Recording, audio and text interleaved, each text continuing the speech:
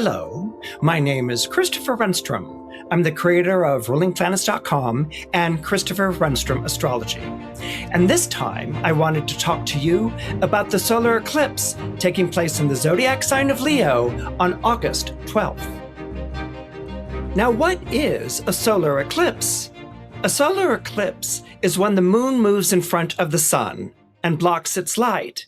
And if you happen to live in a part of the world where the eclipse is visible, then you will see day turn into night and the temperature drop suddenly. It's quite dramatic, and it was a source of great fear and anxiety in ancient civilizations. Solar eclipses, as opposed to lunar eclipses, were often associated to the fall of a king or some other great leader, like a religious or a business leader. In Book 2, Chapter 30 of his Natural History, Pliny the Elder writes, quote, "Eclipses of the sun also take place which are portentous, such as occurred when Caesar the dictator was slain, and in the war against Antony, the sun remained dim for almost a whole year." And indeed, the assassination of Caesar, which took place in 44 BCE, was followed by the formation of the Second Triumvirate, that is, the carving up of the Roman Empire into three parts, each part ruled by Octavian, Mark Antony, and Marcus Aemilius Lepidus in 43 BC. It marked the end of the Republic and the beginning of Imperial Rome. Lepidus was removed from power and exiled. Mark Antony committed suicide after losing a naval battle to Octavian, and Octavian went on to become the Roman Emperor Augustus Caesar, which means the Exalted One. So you can see how solar eclipses can really change the world.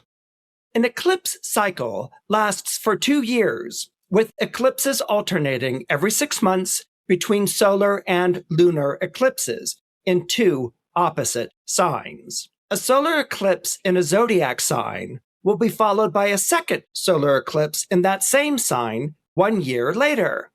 Hence the line, "The sun remained dim for almost a year."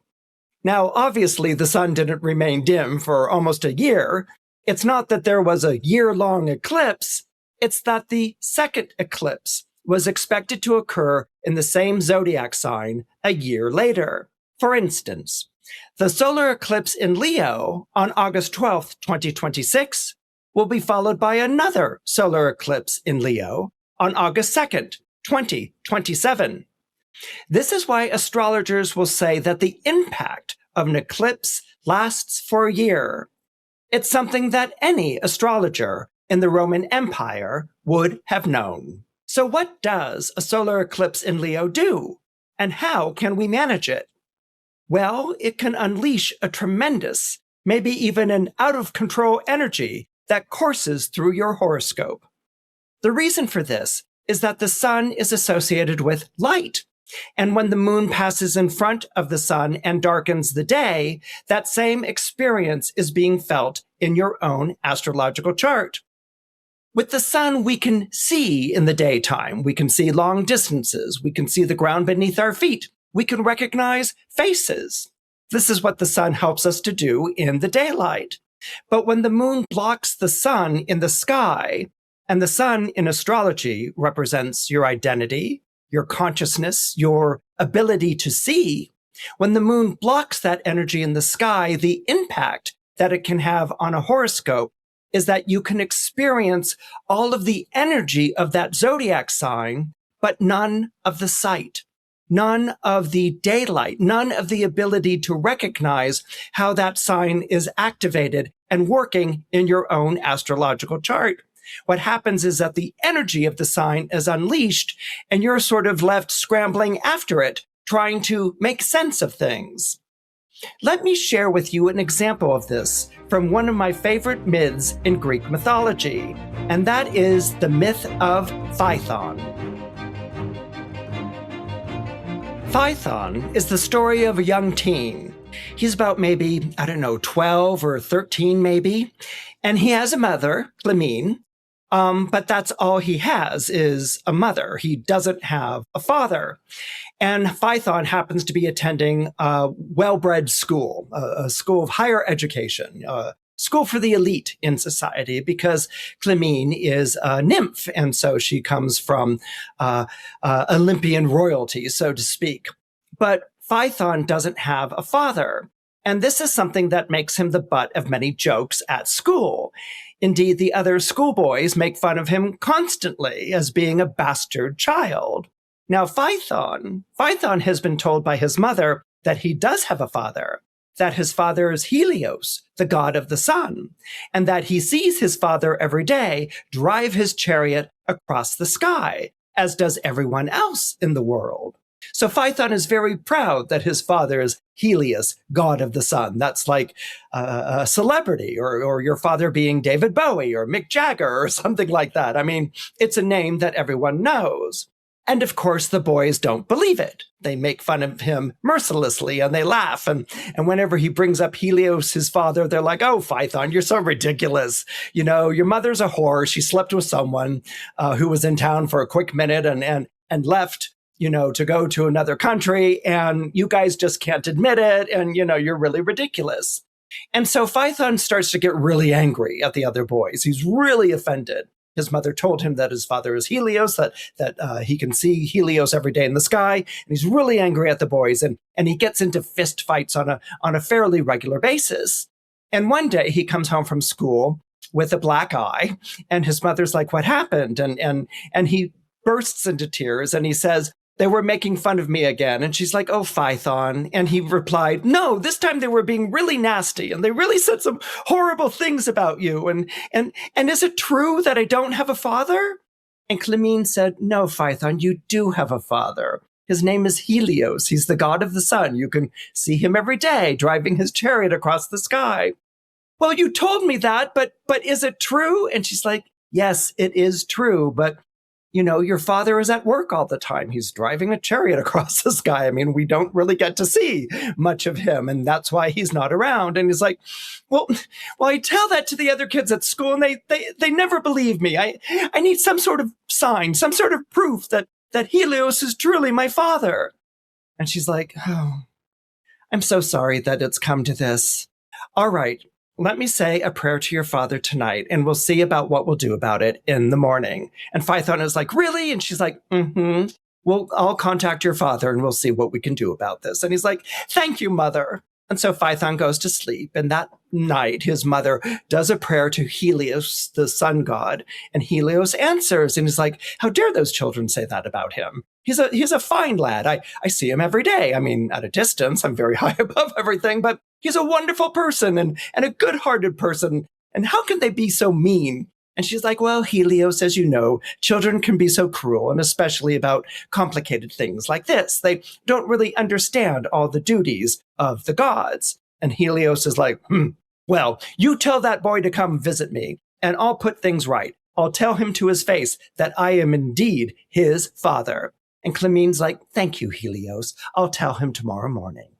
And so she went to sleep. And in the morning, Phaethon was up first thing, and he wanted to know if his mother had spoken to his father. And indeed she had. She was very happy about it. And she said, he wants you to come visit him immediately. And so Phaethon said, well, where is he?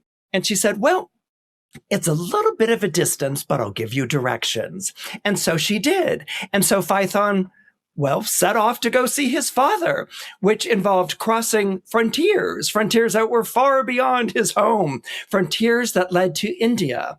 And India was known at that time as the nearest land to the starry fires of heaven. And so in India resided his father's palace, and that's where he found his father waiting for him with a beaming smile across his face. Now, his father Helios, who is the sun god, who drives the chariot of fire across the skies every day, without fail, embraces Phaethon as his son. He's so happy to see him. Before he had only seen him at a distance, but now here Phaethon is in front of him and he sees his mother's features and his own features. And Phaethon has his own sort of temperament, and he's so delighted. He's never met his son in person before. And in a moment of rash generosity, Helios says to Phaethon, in order to prove that I'm your father, I'm ready to grant you any favor that you should ask for. And Phaethon says, any favor I can ask for. And Helios says, anything. And before Helios recognizes that that might be a mistake, Phaethon says immediately, I want to drive your chariot across the sky. And Helios is like, oh no. And Phaethon says, yes, I want to drive the sun chariot across the sky for just one day so that everyone will see me. And this will prove that you are my father, because all those school kids who bully me will see me up above high, driving the chariot across the sky. It's going to be so killer. And so Helios is like, well, maybe in more senses of the word than you understand. Is there something else I can interest you in? I have gold, I have silver, I have these marvelous plates and this fine Indian costume. You could wear this and you could show that you're the, no, father, I have to drive the chariot so everyone can see it's me. That's the only way it's going to prove it. And his father says, well, and here I want to quote from the myth as it's told by Ovid in his Metamorphoses, because it's just so beautifully written. And what Ovid writes that Helios says to his son is, what you want, my son, is dangerous. You ask for power beyond your strength and years. Your lot is mortal, but what you ask is beyond the lot of mortals. And then Helios continues, not even Jupiter, the hurler of thunderbolts, could drive this chariot. And who is greater than Jupiter? And Phaethon says, yes, but father, you promised, and you have to keep your promise to me. And so Helios then says, let me tell you about the course that you would be driving the chariot through. The road at first is steep. It's uphill, and the horses that drive the chariot hardly make it with all of their morning ardor fresh upon them. Then the road runs very high across the midheaven, so very high that I myself am frightened sometimes to see the world so far below me. At last the road descends as it rose, needing the tightest kind of rein on the horses. The goddess Tethys, who takes me to her ocean waters at the end of the day, has often feared for me in that downward plunging. And Phaethon, to make matters worse, the sky is always whirling with dizzy motion, and the stars wheel with its speed. I make my way against it. I drive against the turning systems safely.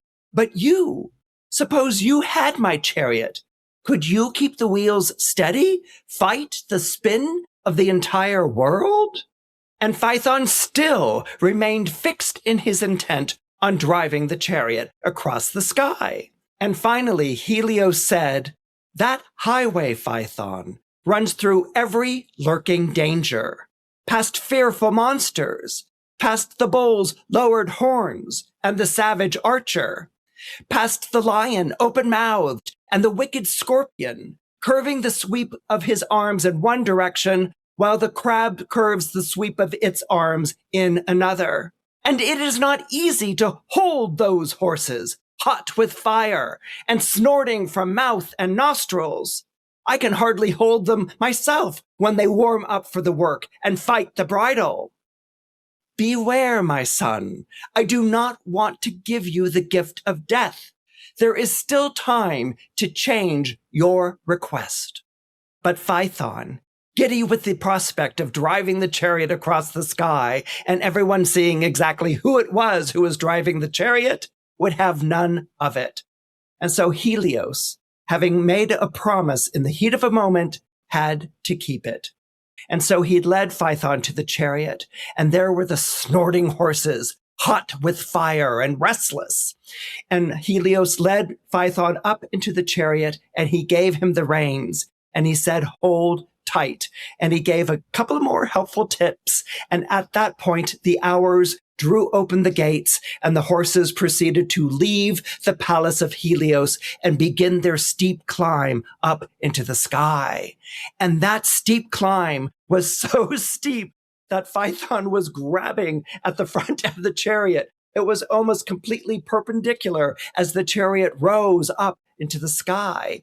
And it was in that moment that the horses realized that the hand that held the reins wasn't the hand that they were familiar with.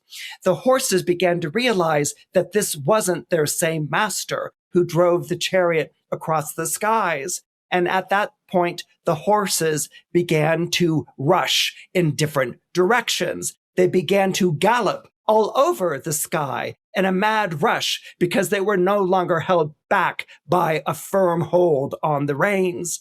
And so what the horses did is that they rushed up to heaven. They left the path that they typically took and they rushed up to heaven. And as the horses rushed up to heaven, the earth froze. It became instantly cold and dark, and the chariot went flying up into the heavens and the stars and lit the stars on fire.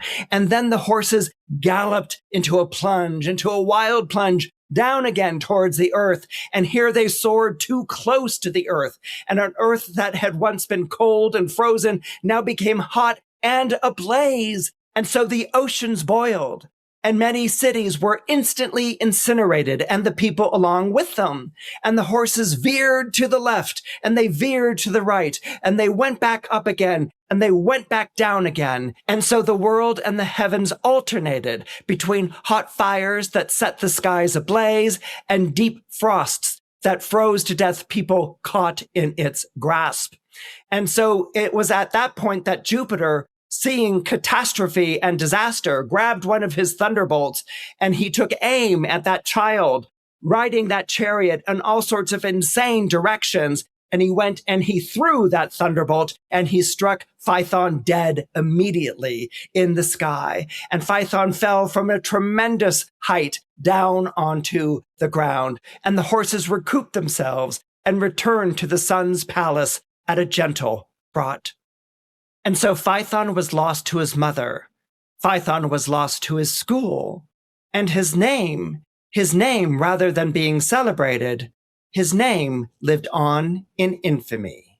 Now, obviously, none of us is going to take a wild jalopy ride across the heavens as a result of the solar eclipse in the zodiac sign of Leo, bringing catastrophe to everything we touch. But metaphorically speaking, and that's how the myths communicate to us through metaphor, how are we to manage these wild horses that may be unleashed as a result of the solar eclipse in Leo on August 12th? Now, in ancient Greece, there was another god that was associated to the sun, and his name was Apollo. Now, Apollo didn't drive a chariot across the sky every day without fail. That was Helios's job. That was Helios's task. Apollo represented rather the luminosity of the sun, the healing powers of the sun, and the enlightenment of the sun. So Apollo, by adopting the sun as his symbol, became the embodiment of the mind of Zeus, which was the Greek name for the Roman god Jupiter. Jupiter, the planet of wisdom, who we know today in astrology. And so Apollo was said to know the mind of Zeus, and he spoke the mind of Zeus in answer to prayers and questions. Now, the place where he answered these questions was in the temple of Delphi. In Delphi, there was the Pythia, who was a high priestess of Apollo, who became possessed by the god and would answer any question that someone came to ask. But she didn't answer any question like answering a quiz question like on Jeopardy or something like that. She usually answered the questions in a sort of brief and cryptic way. She would answer the question in a way that left one questioning even more, but at the same time, very reflective on what was said. You know, sort of like, well, how am I supposed to interpret that exactly? And that would lead to personal reflection, which was the whole mission statement of Apollo, to get people to reflect upon the message of Zeus, the message of the gods, to think philosophically outside of the idea of having your needs met and more in terms of like, what was your question really about? What does it really say about your life? Why did you ask it? And what is the answer that you're going to find? And how is that answer going to settle or become a part of your life. Now, many people left the Temple of Delphi feeling very much perplexed and bewildered and maybe even frustrated and angry.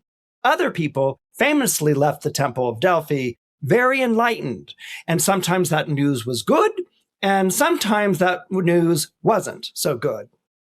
There were two famous sayings that were said to be carved on the front of the Temple of Delphi. These were two famous maxims. The first one was, know thyself, and the second maxim was, nothing in excess. Again, they seem like simple ideas, but they also lead you to greater reflection. Knowing thyself, how do I know myself? How do I understand who I am? Do I know everything about myself and that's it? Or do I find myself questioning myself? Or does myself change over time?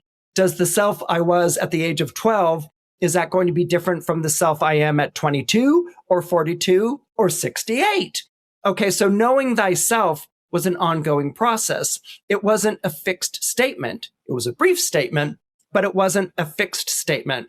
And it was phrased in such a provocative way as to bring about self-reflection and hopefully wisdom. Now, the other idea, nothing in excess, was don't go too far overboard with something. Now, nowadays, that's kind of understood in a more maybe puritanical way or disciplined way. Nothing in excess. Don't overeat, don't oversleep, don't work out too much, don't do anything that's too much. But what Apollo was really saying with nothing in excess is, yes, it is that idea of don't go overboard, don't go too far, but it's not just about food or lifestyle. It's about the way that you act and behave in life. And so that could also lead to some very penetrating and very profound realizations. And then there was also a third maxim that was carved onto that temple. It's not as well known as the other two, but it's very intriguing. That third maxim was, surety brings ruin. In other words, the more certain you are about something, the more fixed you are in your belief, the more that you're not going to listen to what other people have to say, the more surety that you have in your life that you are right, or maybe even that you are wrong, that surety, that insistence, that fixity of thought and thinking brings ruin. And that also has a part to play in managing those wild horses that may be running roughshod through our lives as a result of the solar eclipse in Leo. Now, a solar eclipse marks a time when you think you're heading in one direction, only to discover that where you really need to go is somewhere else. Remember, like I said earlier, that it's during the time of a solar eclipse, when the moon is in front of the sun and blocks its light, that we don't see our way. We don't really know what it is that we're doing. So it's during a solar eclipse that you get all of the energy of the zodiac sign that's coursing through your horoscope, but you don't get any of the insight. You don't have this ability to see. Everything is thrown into the dark. And you don't really have the clearest idea of where you're going. And it's in times like these when we might lose control of the chariot. Maybe we're reckless and we walk out on everything we built. Or maybe we freeze in our tracks and let the horses run wild. These are things that I want you to keep in mind as I talk about the effect of this particular solar eclipse in Leo on each of the 12 zodiac signs.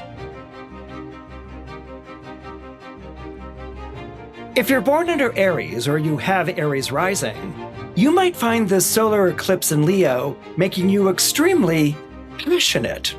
Now, the reason for that is because the solar eclipse in Leo happens to be taking place in a fire sign. Leo is a fire sign, Aries is a fire sign, which means that the two signs trine.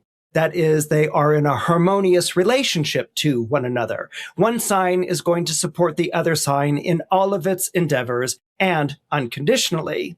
The other thing that's taking place is that the solar eclipse is taking place in the solar fifth house of your astrological chart. And the fifth house of your astrological chart is associated to love, romance, pleasures, children, tournaments, sports, and entertainment. Well, that's quite a little list there of different miscellaneous things, but essentially what it represented are the things that give you joy or the things that give you delights in life, like maybe sportsmanship or being around children, having children, raising children, or falling in love. So what happens here when we have a solar eclipse in the fifth house is that you have a sort of blind spot when it comes to your passions. Okay, now we all know that Aries is ruled by the planet Mars, which is associated with passion, and we think of passion as loving something and being ferociously focused on something, but we don't always associate the other part of passion, which is suffering for something that you love, suffering in terms of a sacrifice, okay? And that also is an aspect of the word passion. Indeed, the word passion comes from the Passion of Christ, which is the suffering that Christ goes through from the Last Supper, his betrayal, his being tortured by jailers, and then ultimately his crucifixion, his great sacrifice, the sacrificial Lamb of God.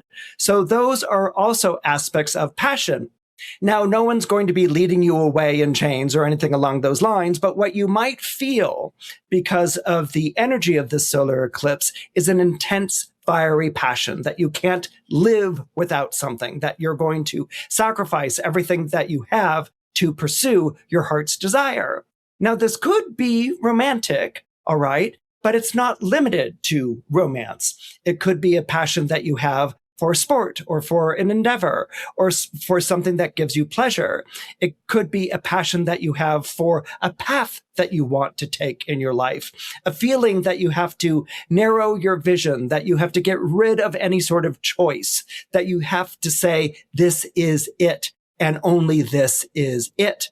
So what you might experience, because the moon is in front of the sun during the solar eclipse, is a sudden surge of this energy in your chart. And Leo rules over the heart. So it's a sudden surge of energy in your heart where you are going to put everything on the line to realize your heart's desire.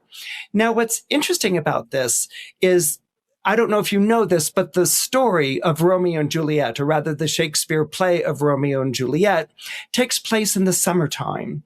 All right. They're involved in a harvest. The days are very, very hot. That's why Romeo and Juliet are able to meet out under the stars. Okay. These are the hot days of summer is when their romance comes to be. And as you already know, they come from two families that don't get along with one another. What's actually worse, they're feuding with one another and having sword fights and things like this. But on one gaze, Romeo looks at Juliet, Juliet looks at Romeo, and they immediately fall in love with one another. Their hearts are pierced by the arrows of Cupid, and they cannot live without one another. And that's how the story begins. All right. And that's what we look for in the drama of Romeo and Juliet, this passionate romance. And we say to ourselves, oh, it's destroyed because of these two feuding families. But an understanding of astrology and the culture of that time, where everything is very much connected to the seasons, you didn't fall in love in summer. Okay. The reason why you didn't fall in love in summer is because the love was too heated. It was too passionate. It came on too quickly, and it was too reckless. It was running away with your heart, and it was running away with your senses. We remember that to this day with a summer romance. Okay, a lot of times, when we're on vacation or something like that, and we're younger and we fall in love with someone, and they're going to go to a different college than we are, or whatever. But that summer romance is something that's very special. It sparks a great deal of passion. We want to be with this person, but then is the sadness of ultimately a parting. The summer romance never really seems to translate into the school year or seems to translate past the summer. And this was known back in Elizabethan times as a season that was not conducive to love, that things were too hot. It was like you don't plant your fruits and vegetables in summer, you harvest those fruits and vegetables in summer. And the same thing went with love. You want to fall in love in the spring, you don't really want to fall in love in the summer. It won't last. It's too hot. The sun is too bright. And so that's kind of the idea that I want to share with you as you experience the solar eclipse in Leo. Okay, again, you may feel this passion. You can't live without this. This is everything to you. And of course, the answer always seems to be something along the lines of, take a cold shower or see reason, or you're letting your emotions, run away with you. And that can indeed be the case, with the solar eclipse in Leo. It is a trine, and the way that it's acting as a trine is that it's giving unconditional support to what you want to do. It's saying, this is a good thing, go for it, fall in love with this person, leave your job and go write poetry like you always wanted to do. It's impelling you to do these things, and it's not giving much foresight. It's not giving you a sense of really looking down the road and asking questions of like, well, if I leave where I am right now, how am I going to make a living? Or if I fall in love with this person and leave my family, what's that going to do? Or I'm falling in love with someone from a different culture, and what's that going to create in terms of conflict? You're not really looking past that moment there, and neither do really Romeo and Juliet in the play. Now, the solar eclipse isn't saying that there's going to be a disaster as a result, but it does put us in mind of that third maxim, which is surety brings ruin. In other words, the more that we are fixed and unmoved, that no one can talk us out of this situation, the more reinforced we become in our beliefs or our desires or our aims.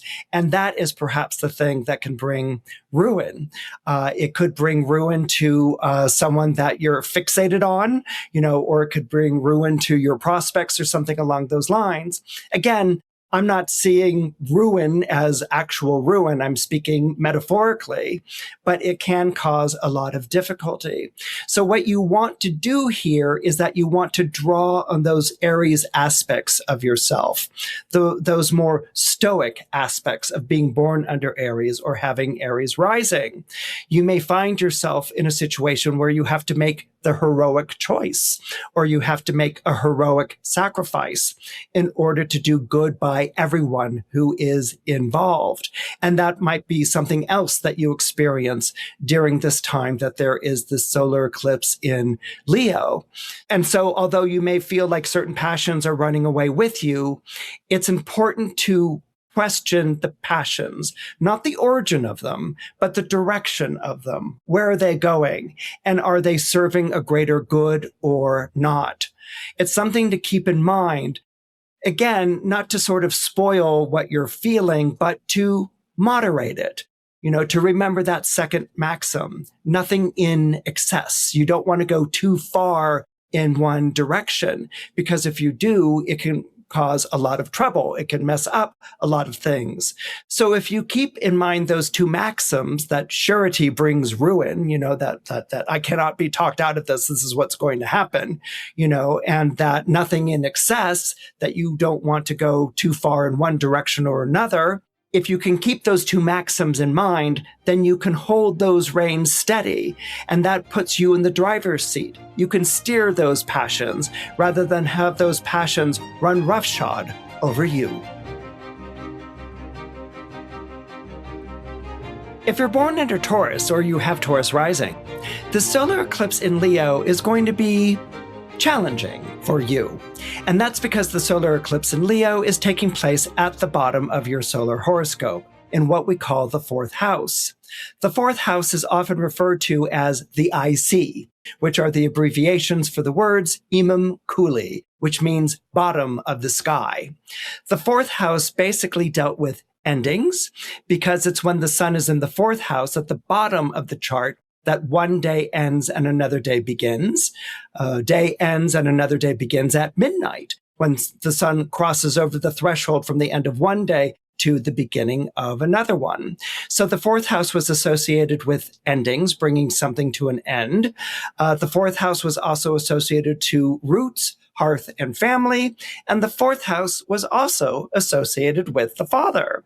Now, why was the fourth house associated with the father?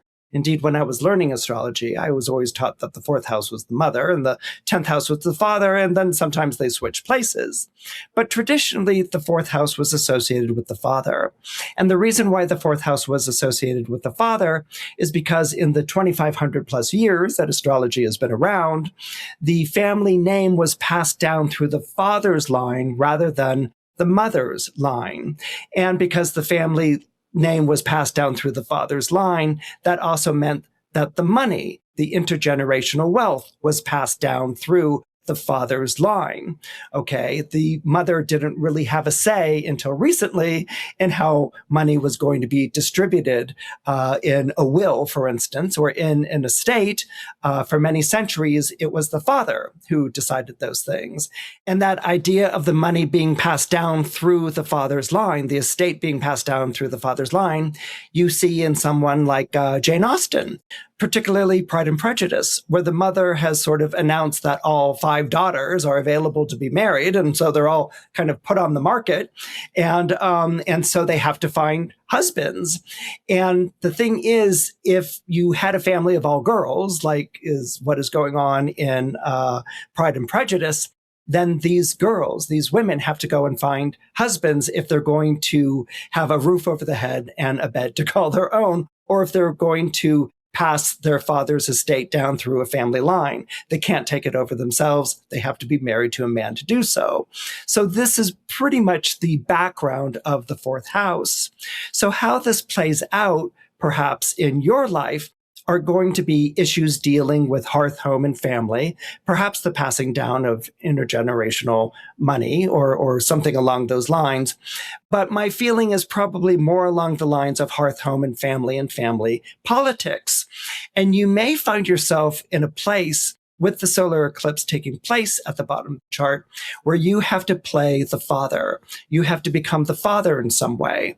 Now, you may already be a father, and so that might be what's going on. But if you're not a fellow, you may be sort of playing the role of the father. That is the provider, the person who's making all the decisions in the household or in your life. Or you may be playing a fatherly role at work, or a fatherly role with friends, or a fatherly role even with your community. But it's the idea of stepping into the role of the father. And what is the role of the father these days? Well, the role of the father is still pretty much a provider and a protector. And the role of the father is also associated to someone who teaches a child the ways of the world, how the world works or operates outside the home. The father can also be a disciplinarian, and a father may also be making certain judgments about a home and how it's going to be run.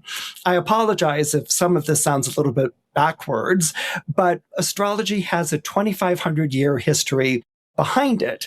And although the people can change and the cultures change and things like that, when we describe a father, it's not, for instance, male specific. It can be that fatherly role, someone who has your back, someone who explains to you why bad things happen the way that they do, and someone who shows you how to go out and live in the world.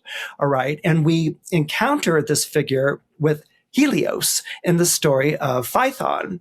Phaethon has gone looking for his father, and he finds his father and he's delighted.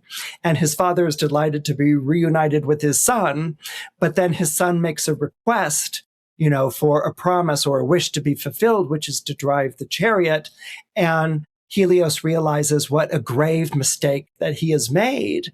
And the mistake that he's made is that here he is, supposed to be a protector. He's supposed to be a provider. He's supposed to be showing his son the ways of the world. And yet by answering his son's request, which Helios promised in the heat of the moment, he's actually doomed his son. He's doomed his son to death. And he does everything in his power to try to talk his son out of it.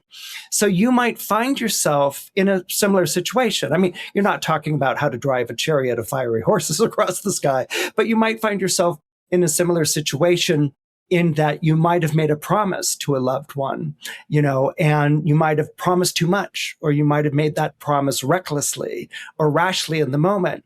that you can see ahead to how difficult this might be for this person, but this person can't see it. They're too invested in it. They're too headstrong about it. They're too insistent that that you keep your word. Or you might feel so guilty about breaking your word that you just can't do it, and it could be because someone wants something from you and you want to give them this, but that might be more than you can give and you feel horrible if you don't. Or it might be that a loved one is going through a very difficult time and you have to be strong for that loved one. And maybe you have to constrain or restrain that loved one in some way.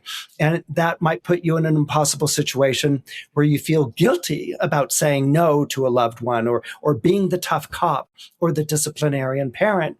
And you might find yourself unable to do it and that you don't want this role at all, but that circumstances are forcing you to take this role on. So these might be the different ways that this shows up in your life.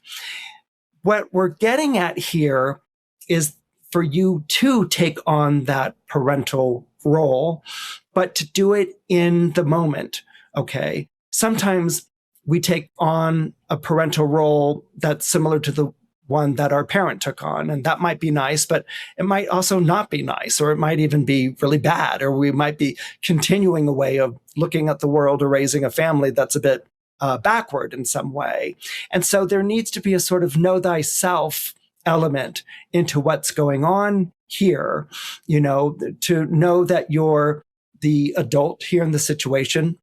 Even if you're dealing with your own parent, that you're the one taking on the more adult responsibility, or maybe if you're a Taurus rising in charge of the finances or the checkbook, that might be something that's going on, that you might have to put the brakes on a situation and you feel bad about it. And then maybe even resentful because you're being made to feel bad about it.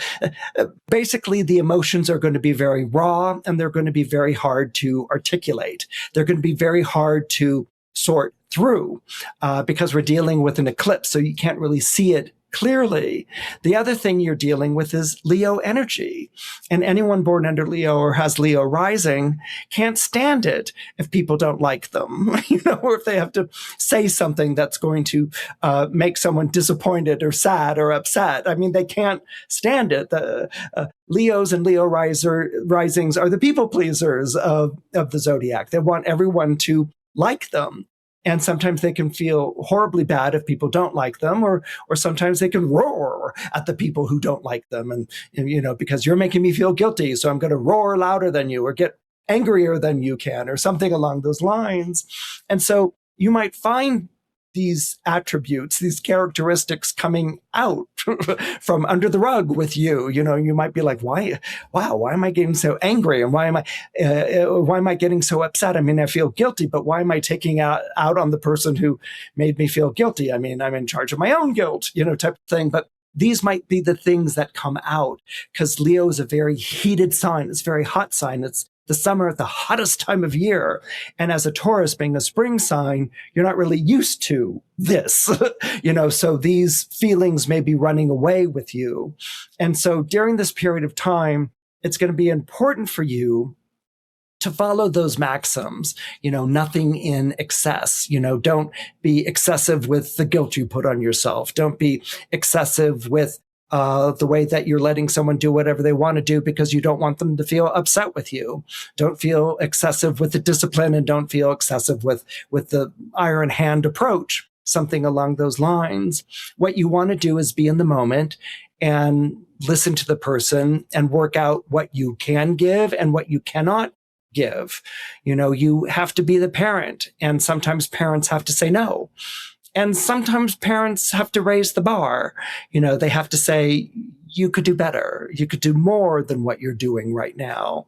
And so these things might be what's going on in your life, either in your family, or it could also be your life with friends or life with profession or something along those lines, where maybe you have to play the tough cop when you don't want to.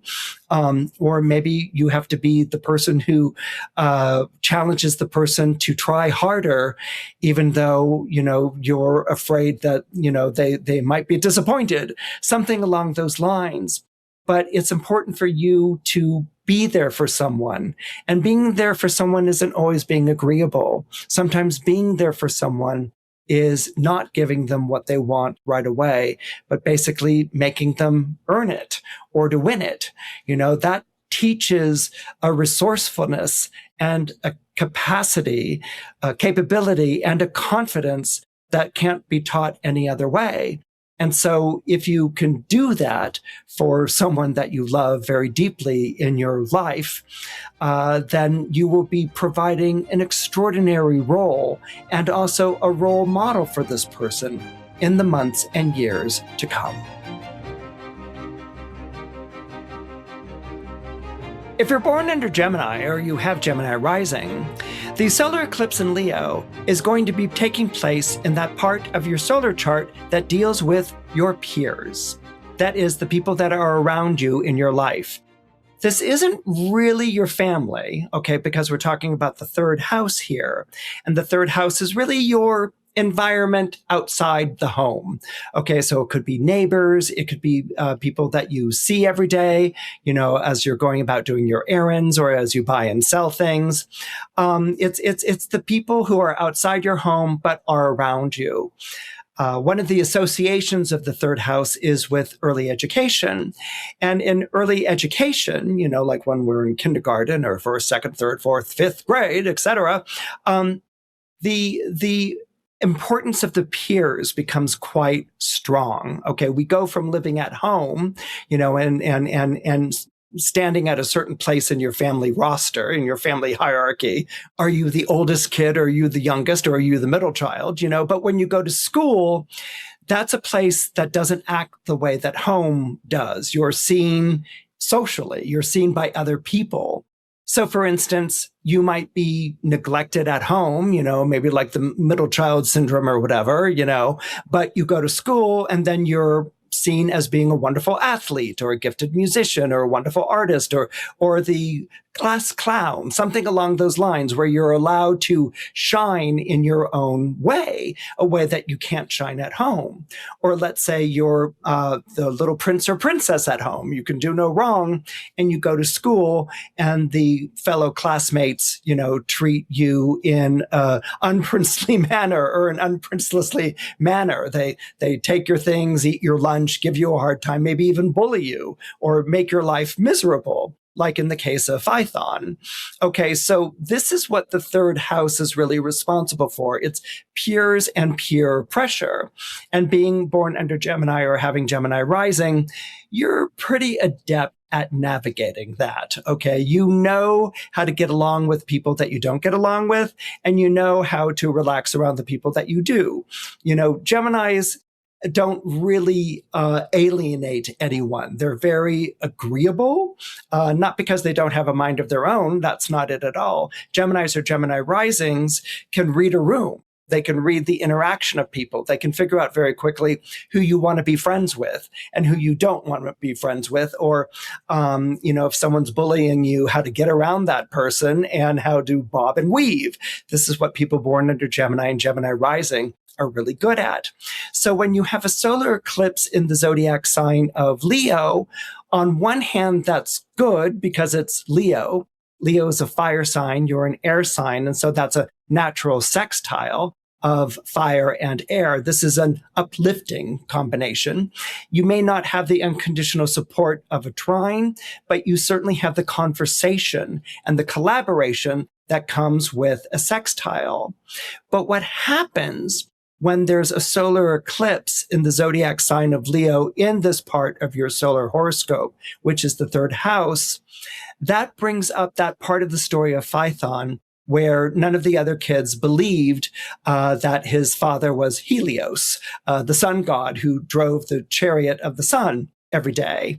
In fact, he was the target of a lot of derision and mockery. He had a single mother. The father was never around. He kept saying that his father was like the super famous Helios, and the kids were like, oh God, that's so pathetic. That's such a funny joke. We're going to laugh at you and throw your bastard status back into your face, and although we don't talk about things like bastard status or anything like that these days, there can still be a feeling that when we're in a group of people, that the people are judging us, that, are they friend? Are they foe?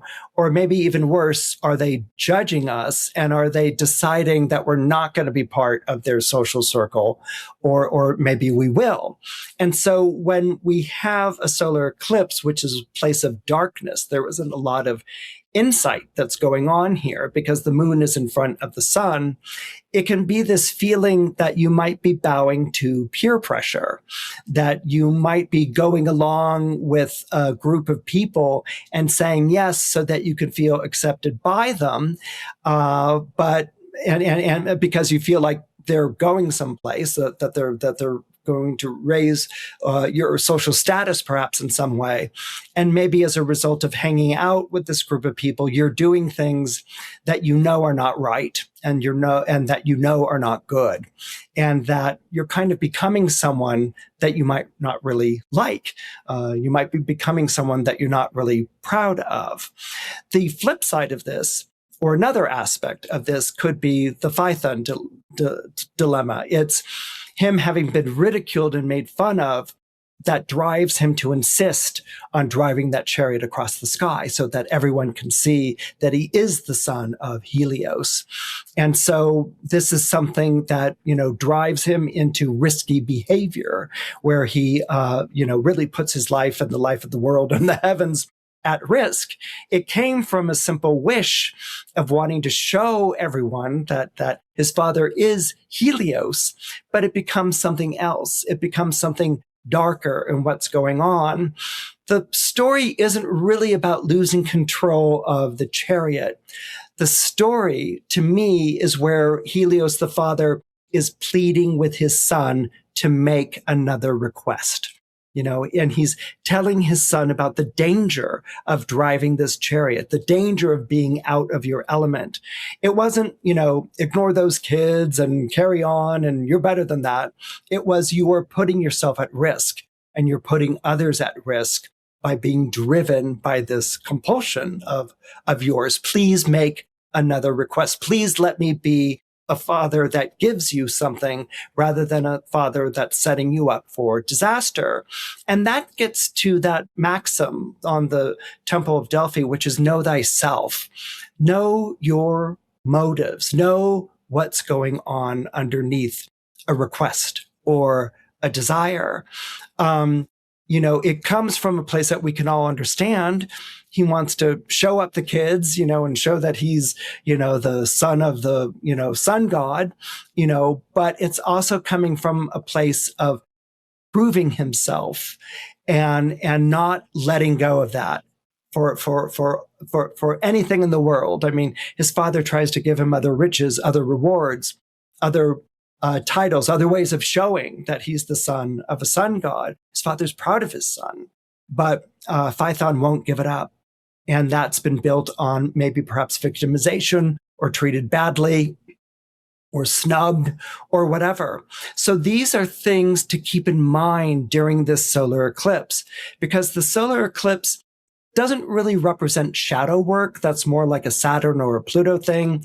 A solar eclipse represents more like a blind spot. And you can experience a blind spot, believe it or not, with a sextile. The planetary energies that are encouraging you to do more or to do better might be rooted in a blind spot. They may originate from a blind spot, which is not leading you down a good road. So keep in mind the idea of peers and peer pressure during this period of time. Keep in mind that you might have an impulse to show off. Maybe show off. I'm actually going to go more with to prove yourself, that you might be proving yourself, that you're proving yourself to show that you're one of the gang, or that you might be proving yourself so you can become one of the gang. Be careful of that idea of proving yourself. You don't have to prove yourself to anyone. Now, we're told that at all kinds of ages and all kinds of contexts in our life. I was often told by my loving mother, you don't have to prove yourself, but it was like easy to say when you're at home, not so easy to do when you're getting, challenged at school or made fun of. or something along those lines. You want those kids to, stop making fun of you, or you want to be like them, or something along those lines. We carry those things with us forward in our life.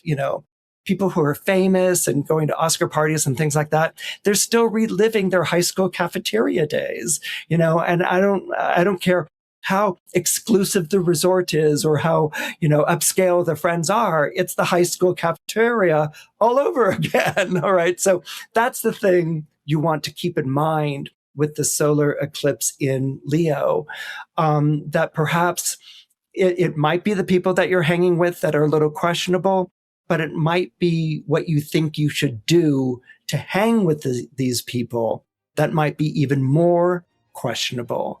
It's something to keep in mind during the solar eclipse on Leo on August 12th, and for the year that the solar eclipse rules over from then on. If you're born under Cancer or you have Cancer rising, the solar eclipse in Leo on August 12th is going to be taking place in what I would describe as being a blind spot in your own solar horoscope. Now, it could be argued that all solar eclipses are blind spots, because a solar eclipse is when the moon moves in front of the sun and it darkens the sky. It blocks its light. So a solar eclipse, by definition, is already a blind spot, a blindness towards oneself. You can't see in the dark when you are expecting the light of day.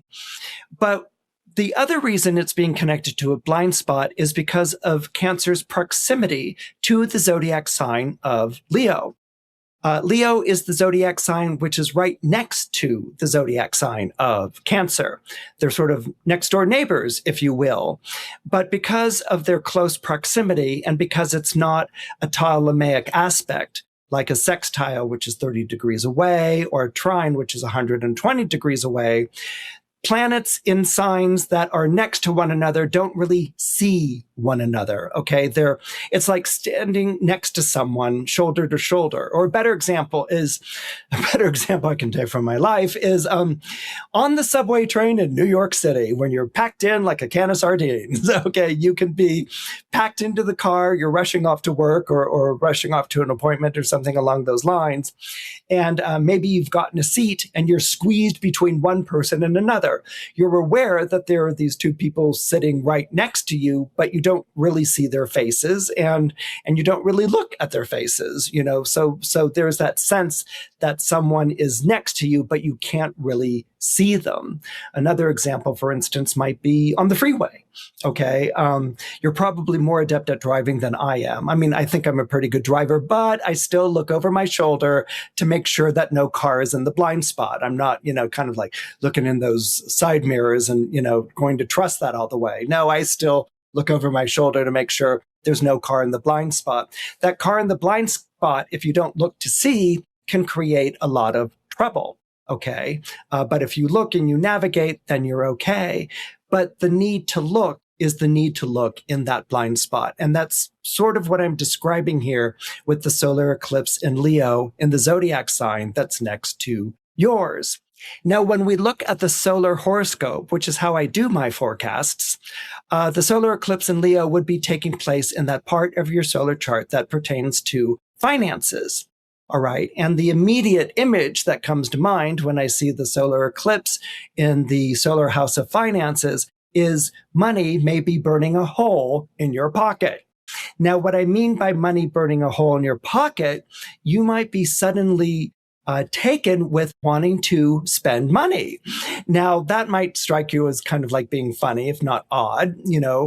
Cancers have a tendency to be very good with their money, but you may feel during this period of time of the solar eclipse and in the year that follows it, that all of a sudden you're just like spending money and you don't really know why. Now, it's not like spending money like on bills or to pay people back or something along those lines. It may just be a mad spending spree. It may just be like, I want that and I want that now, or I'm going to take myself on a vacation and I'm doing it now. And you're just like spending it, spending it as fast as you make it, and perhaps even spending it faster than you can make it. Okay. So at first one might be like, oh, that's kind of funny. But then, as it keeps going, you might be sort of like, I don't really know if I'm getting into questionable territory here. Now, what may be going on because of the solar eclipse and the way that it's taking place in your solar house of finances is that this may be really hitting on your feelings of money. As I said before, Cancer is usually pretty good with their money. I mean, they are a zodiac sign that really sort of counts the pennies and the dimes and the quarters and the dollars. Okay, they want to conserve their finances, but Leo is the heart of summer, and as a Cancer, you were born under the summer solstice, the cardinal sign that ushers in the season of plenty, and you may feel like there's a part of you that's in rebellion to having to save, to having to look after every nickel and dime and dollar. Okay. And it may be almost a compulsion where this part of you is just sort of like, buy it now. Okay. It kind of reminds me of Wilma and Betty, in the Flintstones, where they get a hold of Fred and Barney's, credit cards, and they go on a wild shopping spree to all these different shopping malls, and they're like, charge it, and they're singing almost like an anthem or an attack, they're like, charge it, and you might feel like you're like, charge it, charge it, charge it, and you're like, what is going on with me? What has taken hold? I mean, why am I all of a sudden spending all this money? And again, you might look over like, well, it's not like I'm paying bills or anything like that. In fact, you might even find yourself ignoring bills just to spend this money. What it is that it's your way of treating yourself, okay? That maybe you've been too tight with the budgeting. Maybe you've been too vigilant with what's going on. And so there might be a part of you that's just sort of like, I'm sick of this and I want to treat myself. All I'm doing is working or paying for other people, being other people's banks, and I want to spend something on myself.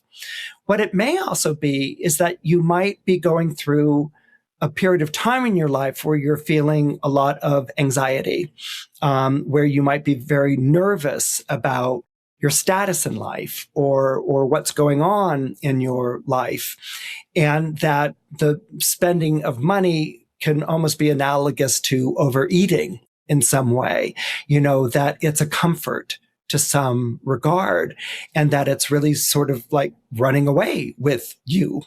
Now, the maxim, obviously, that I'm going to bring up here is the second one from the Temple of Delphi, which is nothing in excess, that you need to find that sort of moderate line. But I don't know if that's going to really work for you nowadays because of the energy of the solar eclipse in Leo. A solar eclipse, as I said, you experience the energy of the sign, but you don't see it. You don't recognize it because the moon is in front of the sun. You feel this need to have more, to nourish yourself, to celebrate yourself, to indulge yourself, to be good to yourself. And it might be this runaway feeling. So no one's getting down on you for spending money on yourself on the things that would give you pleasure. The word of warning comes with, is this being triggered by an anxiety? Is this being triggered by the fact that you've been too tight, that you're nothing in excess isn't necessarily about the excessive spending, but it might be about the excessive grip that you've had on yourself. If you hold too tightly, okay, you hold the reins too tightly, then the animal pulls, the horse pulls at those reins. Or if you hold someone too tightly, the person you're holding pulls at the grip. They don't want to be held too tightly.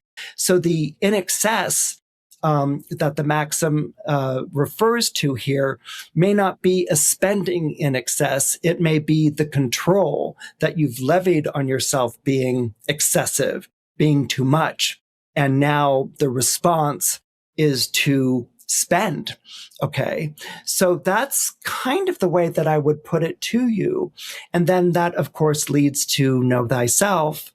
So I think the money conversation that you want to have with yourself in the months following the solar eclipse, and the solar eclipse's energy lasts a year, the conversation that you might want to have with yourself is less about budgeting yourself and less about like, I deserve it, I want to reward myself. And I think it's more like, how are you governing finances in your life psychologically? What's your psychological approach to that? And has controlling them been your way of controlling things that might feel like they're out of control in your life right now, and that there are certain personal faculties that are rebelling against that, that are saying, we don't want to be held in control anymore. I want to flip out. I want to say my life is out of control. I want to say I'm out of my depth.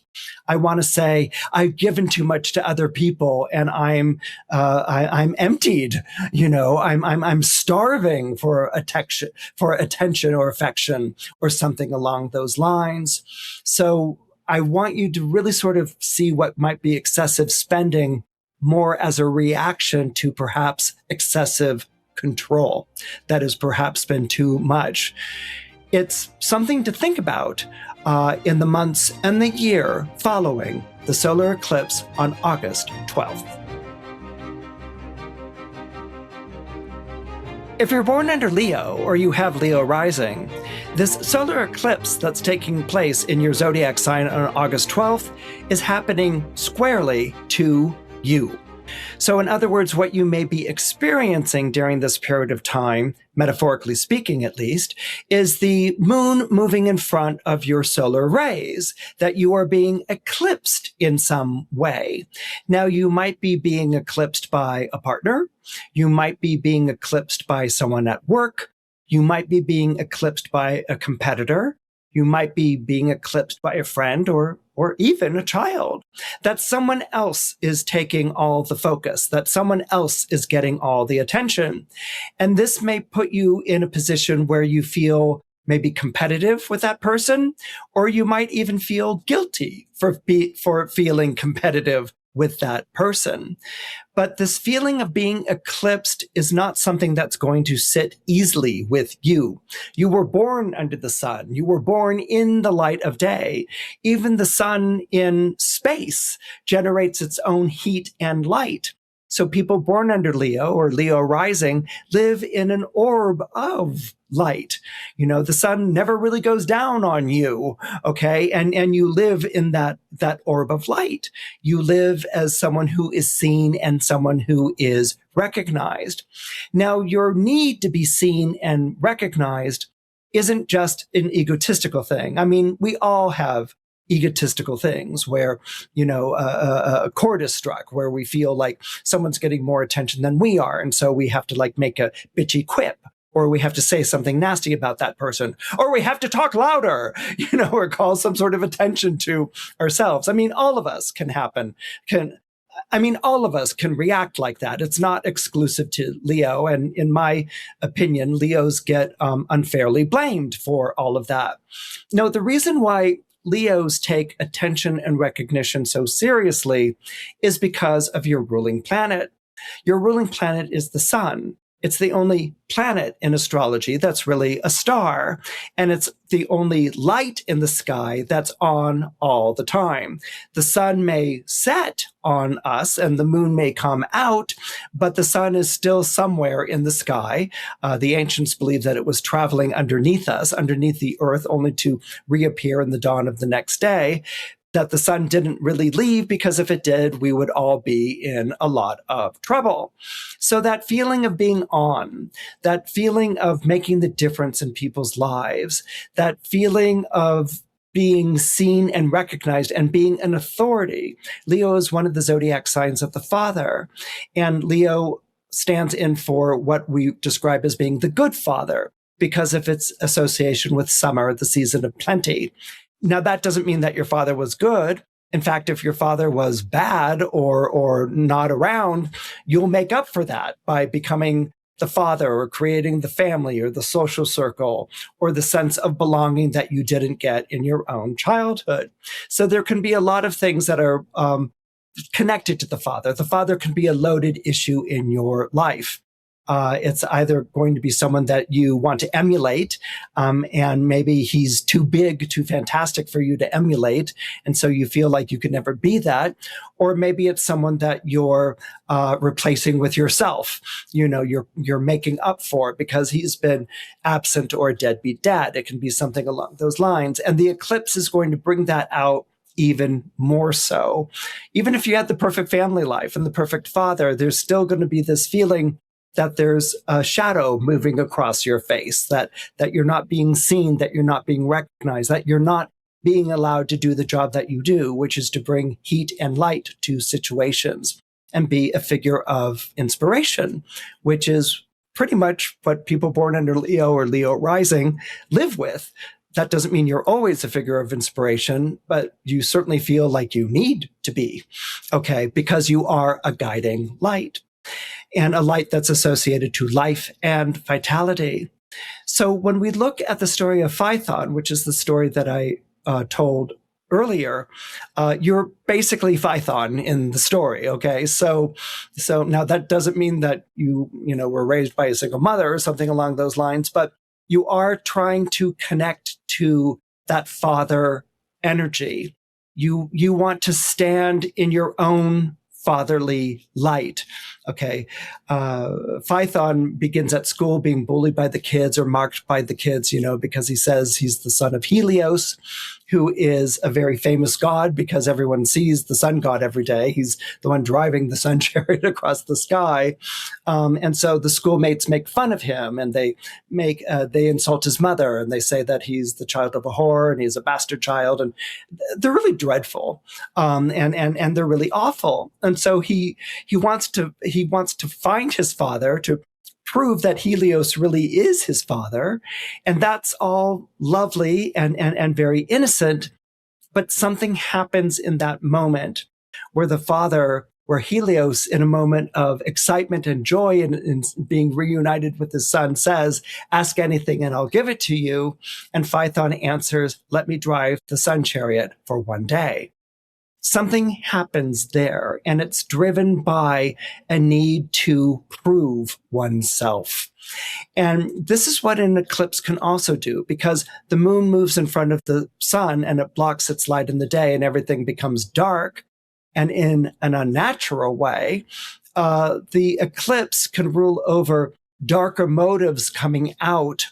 And these motives don't have to be evil or malicious or wishing anyone harm, but they can be a dark motive, meaning a motive that's not good for us, a motive that's not a good idea, which Helios goes on to say to his son. And Helios finds himself in the role of a parent. He was, he begins the story on his throne in a place of majesty, and now he's begging the child to make another request. He doesn't want harm to come to his child. But Phaethon doesn't see that. All he sees is that peak, the riding the horses up into the sky and showing off to everyone that he is the son of Helios and that this is his legacy.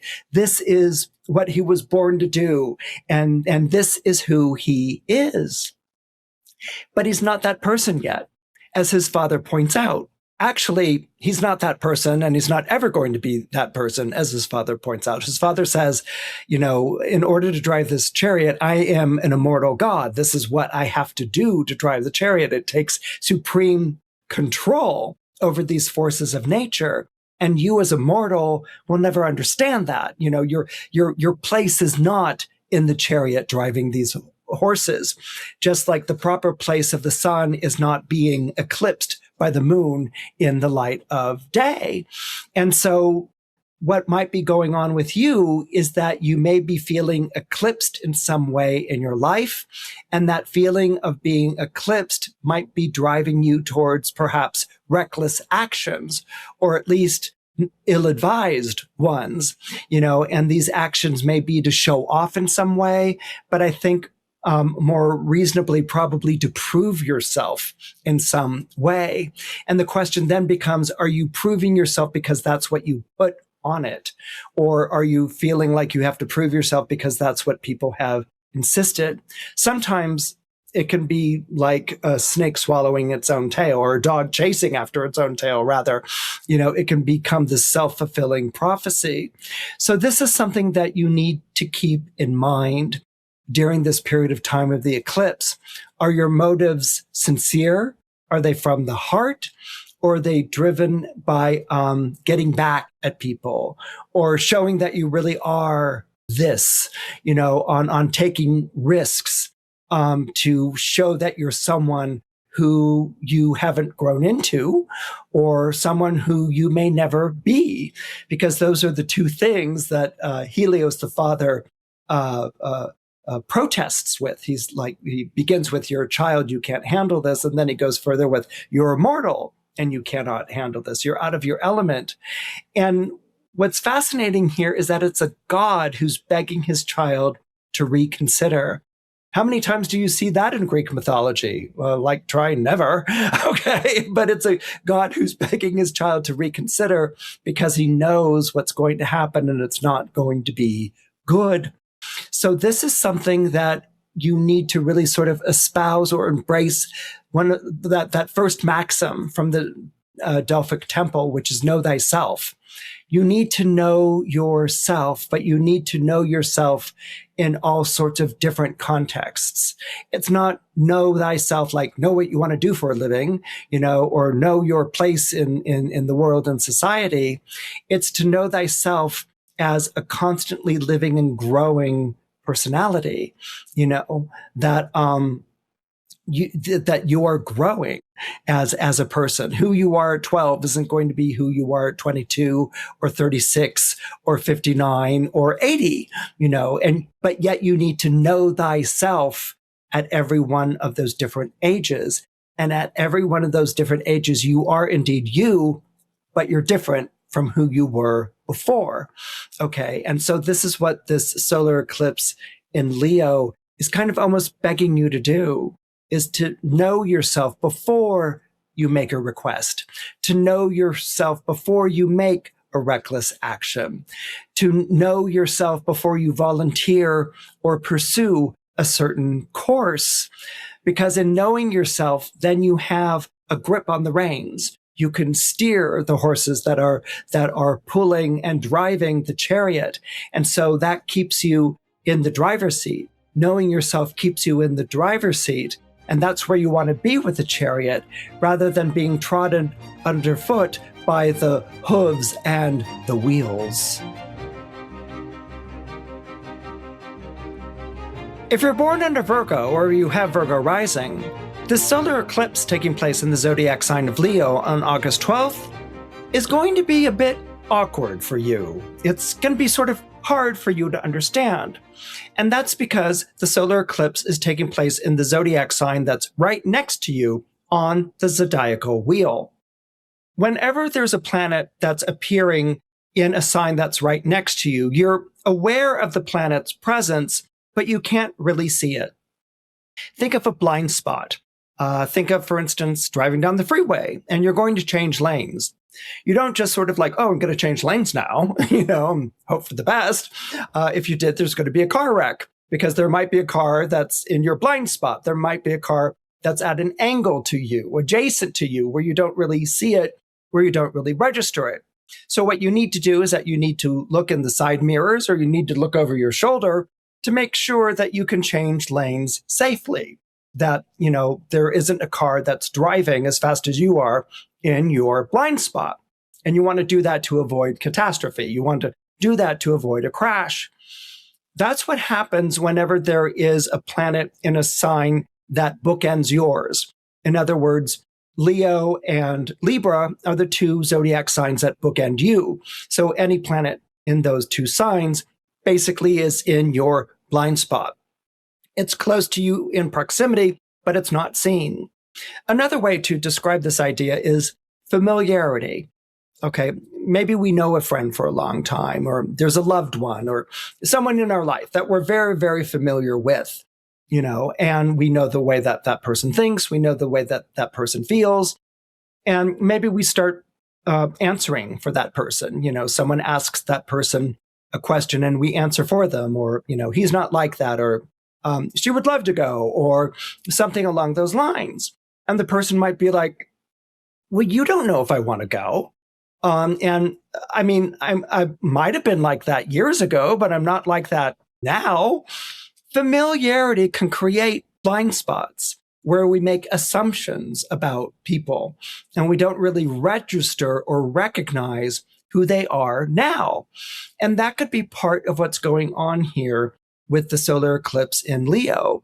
You might be making assumptions about someone whom you're familiar with, whom you've known a very, very long time, but you might not be registering how they've changed, how they've grown, how they may no longer identify or like those things.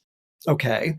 And being a Virgo, which is a zodiac sign that likes to manage other people's lives as well as its own. And there's a long story and a history to that. It's not just based on an obsession or a compulsion or anything along those lines.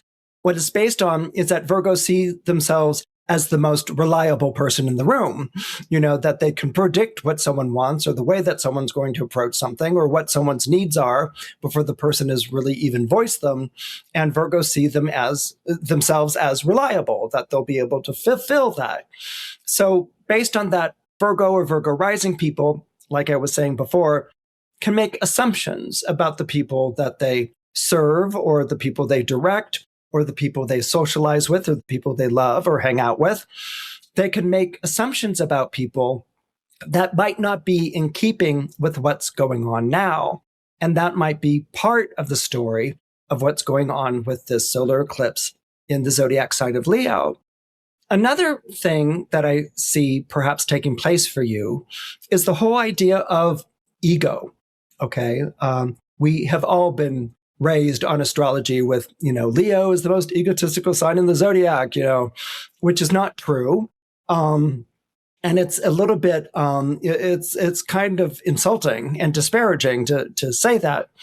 Leos believe that they make a personal difference in the lives of other people. They make a personal difference in their lives, and they make a personal difference in the lives of other people. No zodiac sign places such a strong or high value on being an individual than a Leo does. Okay. And in light of that, Leos believe that you need to be your own individual. You need to be your own person.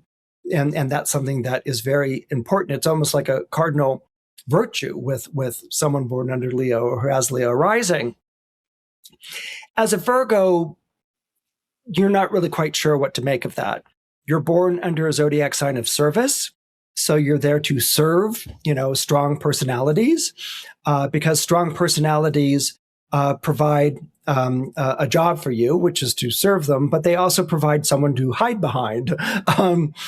In other words, you can always say, so-and-so said it, not me, or it's basically this idea that Virgo risings are much more comfortable being the power behind the throne than sitting on the throne itself. And it comes from the idea that people who sat on thrones could lose those thrones and kingdoms based on the outcome of a battle. Whereas if you were part of the bureaucracy or the way that things were run, whoever came in to take over the kingdom needed you to set that up, because you knew where the keys were, you knew where the food stores were, you knew the way that things were run. And so that even exists to this day, that people who know how to run things are kind of more valuable than the people who run them. And this is something that people born under Virgo or Virgo rising learned a long time ago. So the idea of you stepping out in front of that behind the scenes or behind the throne placement is a bit risky for you. You making your feelings or true opinions known can be a little bit risky for you. Virgos or Virgo rising will use criticism to make their feelings known, in the belief that the criticism is constructive and is there to help the person out, to help the person be better at. Virgos don't do a lot of lecturing. Virgos do a lot of walking you through how you can do this for yourself. And then they'll critique in a way to help you be better at what it is that you do. This is the way that Virgos make their own opinions and their own thoughts known. Some of this I talked about in the episode of Jupiter in Leo in regards to Virgo and Virgo risings. And that's the idea of being recognized for who you are. That I'm going to put the criticism aside or the helping you to help yourself thing aside, and I'm going to speak my mind and I'm going to express my feelings. And what can be going on here, because a solar eclipse gives you the feeling of what it is to be that sign without the understanding of what it is to be that sign. Okay, and that's because the moon is in front of the sun. So you have all the feeling of that sign coursing through, but none, or at least very little understanding of what that is. You don't know what it's like to drive that chariot. That's not your chariot. Your chariot is Virgo's chariot, not Leo's chariot. So you may find yourself during this period of time with the solar eclipse in Leo being angry at having been too Virgoan, being angry at having been too modest or self-effacing or taking on that service role. And now you're going to make your feelings and your thoughts known, and you're going to say, I don't care about it because this is what I've thought all along, and that might be an impulse that you might have right now. The other one is that you might feel like that's where you want to go, and then you really clamp on the brakes even more. You keep yourself even more modest, or you keep yourself even more not vocal, for fear of this runaway horse taking charge of your life and running off with your chariot. So these might be impulses that you're struggling with during this period of time that there's a solar eclipse in the zodiac sign of Leo. And what you want to keep in mind is that second maxim from the Temple of Delphi, which is nothing in excess. That what might be excessive with you is the way that you patrol your behavior, the way that you manage, anything that even has the slightest whiff of ego, that's something to be tamped down or to be managed or to be controlled. And that maybe it's time right now to let yourself be more self-centered, to let yourself be more self-expressive, that might be a better way of handling the energy that's coursing through your horoscope right now, so that it doesn't become you, taking the meal that you're serving at a restaurant and just throwing it at the patrons and saying, I've had enough of this job, and walking out or something like that. It doesn't become a scene, but that you can adjust and work with these different energies. The energies that are coming out right now are the need to be recognized, respected, and seen. But you can't suddenly tell people in your life, when you've told them for decades, it was okay or not a big deal, or I don't need credit, or I don't need to be recognized. Or you can't suddenly turn and shout at them, I need to be recognized and seen right now. You can't do that. It's not fair. It's not fair to them, and it's not fair to you.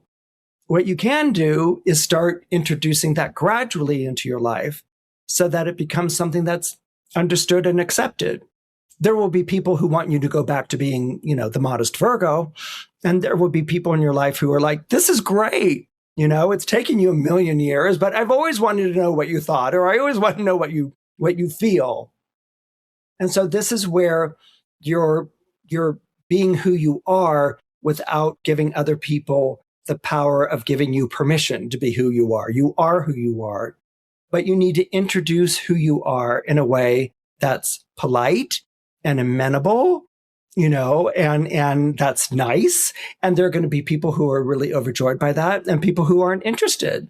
And of course, then you take it where things go naturally. You probably want to socialize more with the people who enjoy who you are and less with the people who aren't interested in you changing. But if you're going to change a role that you play, you change it gradually. You don't do it overnight. And as you do it gradually, you get used to holding those reins, and other people get used to the way that you're driving your chariot right now. And this is the best way to let this part of you, which might have felt a little frightening or anxiety ridden, this more ego part of you emerge more naturally and more comfortably for others as well as for yourself.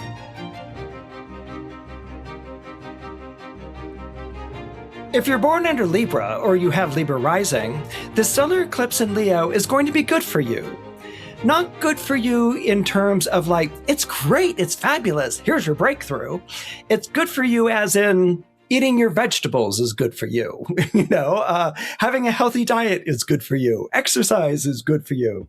It's going to be good for you in that regard. Now, Leo is a zodiac sign which forms a sextile to your own zodiac sign of Libra. In other words, Leo is a fire sign, Libra is an air sign, and when these two signs come together by sextile, the energy is uplifting. Okay, so any planet passing through Leo is going to lift your sights. It's going to be encouraging of your energies.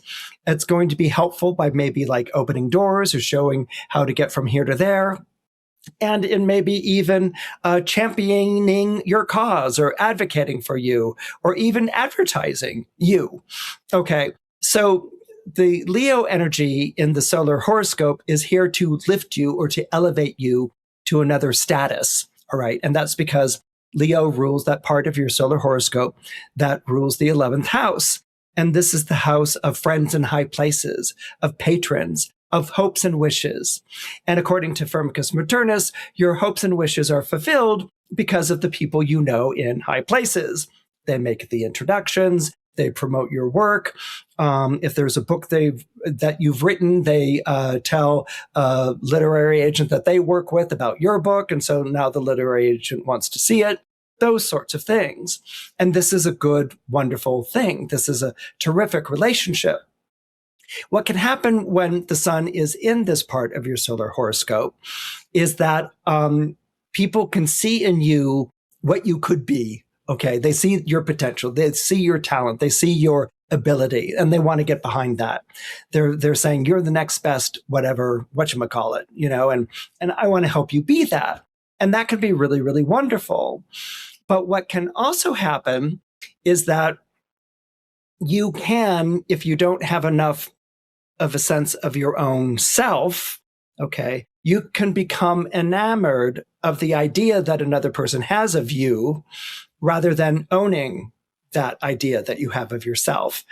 Let me explain that a little bit. Venus is a people-pleasing planet, and it also happens to be your ruling planet in astrology. And Venus is the planet of attraction. Okay, just to sort of compare and contrast really quickly, the sun is a planet of magnetism and charisma. All right, when the sun's out, you can see it. You don't even look at it. It's not good to look at. It's the sun. It's not good for your eyes.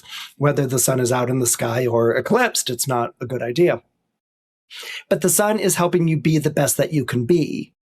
With Venus, Venus's job is to attract people into your life, people who like the same things you do. They laugh at the same jokes. They enjoy the same movies. They hate the same politicians. It's like with Venus. And so Venus's job is to get people into your life who are going to help you become the best you. The sun by itself believes I can become the best me on my own, whereas Venus is nobody becomes the best version of themselves on their own. They need to have people in their corner. They need to have loved ones, friends, community, things like that. And it's Venus's job to people your life with those personalities.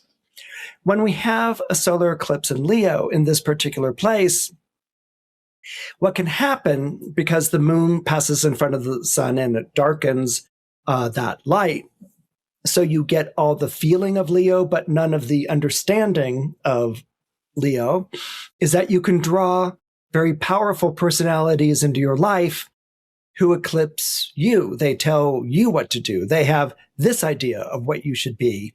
And you're buying it because they've got the friends, the influence, the contacts. You want to be that person. But the more that you want to be that person, the more that you might feel like you're not being yourself, that their expectations, their vision of you is eclipsing who you are. Now, we're all used to peers, hanging out with people where we want their approval. We want their esteem. And maybe we become a class clown to make everyone laugh. Or Maybe we become, the smartest person in the class. And so we become like the captain of the class or the person who's in the lead, that sort of a thing. And so this idea of peers and peer pressure can follow you here in this instance with the solar eclipse in Leo, but it's not really a peer, right? It's someone who's further along than you are in society, or further along than you are in a career, or further along the road of something that you want to pursue. So you're looking for this person to make introductions or help you out, or you're looking to this person to be a coach or a mentor in some regard. But if you don't have a solid sense of you, then you may be living for the way that this person sees that you're going to be. And this can sort of get you into treacherous straits if you're not careful. You want to please the person, but you want to be true to who you are at the same time. And this is something that I want you to keep in mind during the solar eclipse in Leo on August 12th, and for the year afterwards, the year that its influence will be strong. I want you to really think about that first maxim at the Temple of Delphi, know thyself. Know who you are, but not in a third maxim way. Surety brings ruin. That was it. Don't be so like, I know who I am, and so I have to now resist what people are trying to do for me. Don't do that, because you're going to lose out on what people can do for you. But sometimes, and this is tricky, sometimes people can have an idea of us that is better than what we would ever have come up with on our own about us. They see a potential, an ability. They see where we could go with things, and maybe what we're used to is denying ourselves things or hanging on the arm of someone else who gets all the attention. And they see that we can do that. And so we want to follow that, but we don't want to become tyrannized by that. We don't want to become under the heel of that. So knowing thyself, but also being flexible and fluid in the knowledge of yourself. Learn from people who can show you how to do things, but don't become their statue. Don't become that thing. You're going to become that thing in your own way. And if the person truly supports you in it, they're going to say yes to that kind of a collaboration, because the energy between Leo and Libra is a sextile, which is a conversation. It is a collaboration, and they're going to want to support you in it. And if they say no to it, then you've gotten as much as you have gotten out of that association, and you go your own way. But being a Libra or Libra rising, you really do have this beautiful way to navigate that kind of territory. And the best way to navigate that kind of territory is to always work on knowing thyself. If you're born under Scorpio or you have Scorpio rising, the solar eclipse in Leo that's taking place on August 12th will be taking place at the top of your solar chart. Now, I spoke about this a little bit on my episode of Jupiter and Leo and its impact on people born under Scorpio or who have Scorpio rising. You may feel like you're being elevated to a position in life where all eyes are on you. You might be leading a team at work. You may be promoted in some regard. You might have taken on a role of great responsibility in your life where a lot of people are looking to you. They're relying on you. They see you as the parental figure. They see you as the leader. They see you as the role model. Okay, so this sounds wonderful, but if you're born under Scorpio or you have Scorpio rising, you don't like all of these eyes on you. You're not too comfortable with that. Scorpio is a nocturnal creature, okay? It seeks the dark places, the hidden places. It doesn't want to be exposed like this. You can take on certain situations like maybe public speaking or something like that and be exposed, but then you want to leave again. You don't want to be surrounded by people with follow-up questions or who want to know more about you. Your private life is very important to you. So not only does the Jupiter in Leo, for instance, bring more public notice into your life, we now have a solar eclipse taking place in Leo, which is the zodiac sign that Jupiter is transiting through, and which is bringing up really what being in that position is going to be like. And my first response is to share with you what I had shared with you earlier in this forecast, Helios's description of driving his chariot, the sun chariot, through the sky. And it's very astrological, his description, if you listen to it, the way he talks about the signs and the way he talks about the primary and secondary motion of a chart. It's really quite impressive that Ovid, the Roman poet Ovid, knew all of this. But then again, astrology was pretty much a familiar conversation in ancient Rome. A lot of people were fluent in astrology, not necessarily the practice of it, but certainly the terms. But anyway, Helios, when he's pleading with his son Phaethon to release him from the promise of giving him anything. And Phaethon says, okay, I want to drive the sun chariot for the day. And Helios is like aghast. He's horrified because he realizes that this is going to be a disaster. He talks about driving the chariot, and the responsibility of it. And it's such a great description of the midheaven. He says, the sky is always whirling with dizzy motion, and the stars wheel with its speed. I make my way against it. I drive against the turning systems safely. But you, suppose you had my chariot, could you keep the wheels steady, fight the spin of the world? And so what he's talking about is that, Helios driving this chariot is going up against centrifugal forces, that he's aloft, he's in high esteem, he's the sun's light, bringing daylight to the world. But it isn't just him trotting across the sky or leading a pack mule across the sky. To drive this chariot, the sky is whirling with a dizzy motion. The stars wheel with its speed. He has to drive against that sky, to make sure that the sun is held aloft and takes its passage across the sky. So there's a force that's working against him. And in a way, that can sometimes be what this 10th house in astrology is like. It's this elevation in status. The 10th house is often described as our fate or destiny, but it's also an elevation of status. It's the drive or the ambition to succeed, or it's occupying a place that is recognized or celebrated in some way. And so you are dealing with all eyes on you, but you're also dealing with the forces of nature that are trying to knock you off that perch. Okay, so as I said, Helios driving the sun chariot isn't escorting a pack mule. It's going against the primary directions. It's going against the way that the planet is orbiting the sun and is rotating on its axis. It's driving against that. If you see in an astrological chart, the sun is moving in the opposite direction that the signs are moving. Okay, so he has to do that in order to occupy this chariot, in order to occupy this status of the midheaven. So a simpler way that we can think of it in our lives is expectations that are being put on us, which later on in the story, Helios complains about and laments. After he's lost his son, he actually gets angry at the gods. He gets angry at the fact that he's expected to drive this chariot day in, day out, that life depends on him, and yet he has a son who got a little bit out of control, and Zeus takes him out with a thunderbolt. And there's a period of time in which the gods are very worried that Helios will not pick up the chariot again.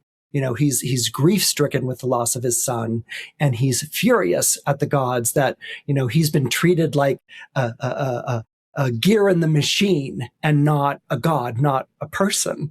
His son made him a father, his son made him a person.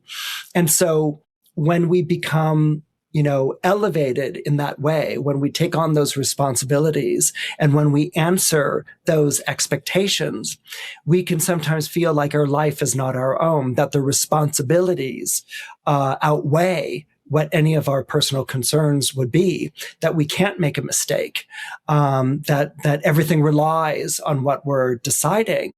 And what can happen here is that there can be a fear and a resentment that grows as a result of that. So with this eclipse taking place in the zodiac sign of Leo on August 12th, you may feel like all eyes are on you, that responsibility is very heavy on your shoulder, but you might also feel like you're being kept doing that and that you have to do that.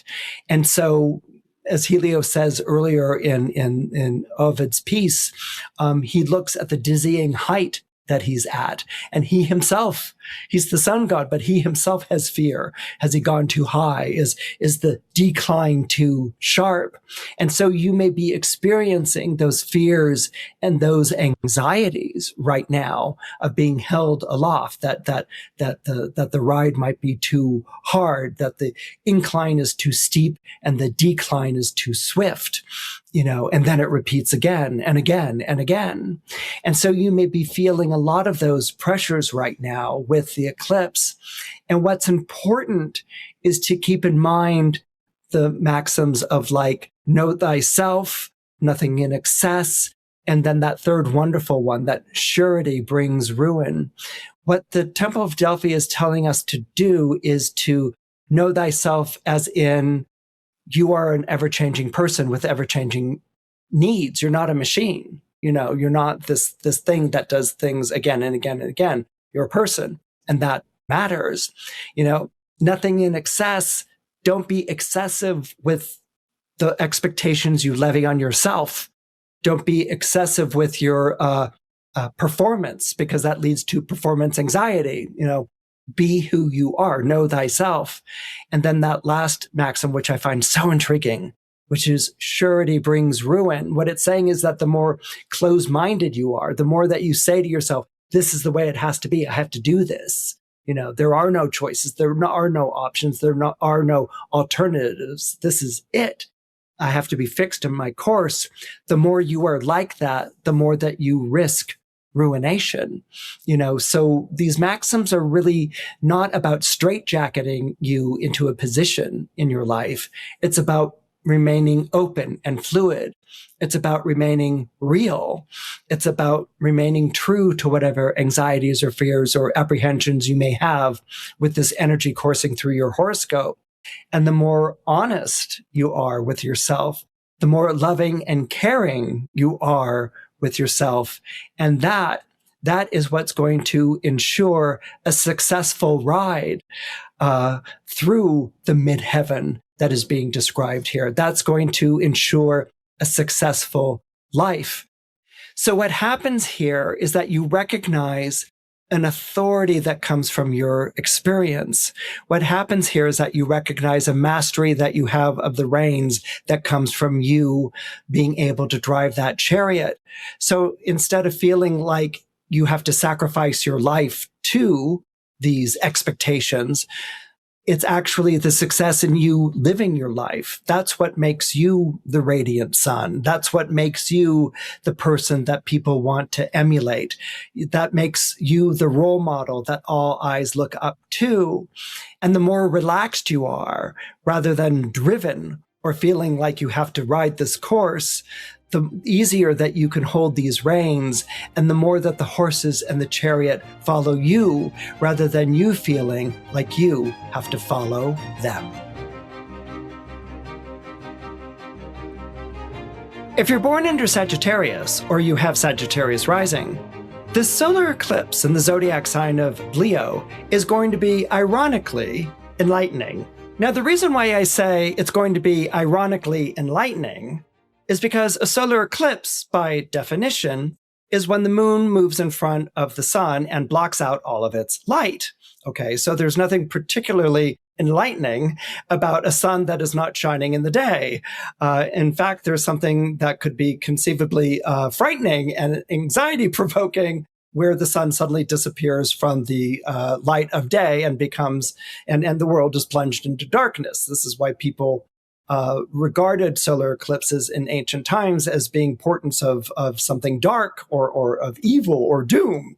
I mean, nowadays, solar eclipses, to see one, have become sort of destinations where people go off and try to get to that part of the world where they can actually watch it through those special glasses. But back in the day, that is not the way that the solar eclipse was seen.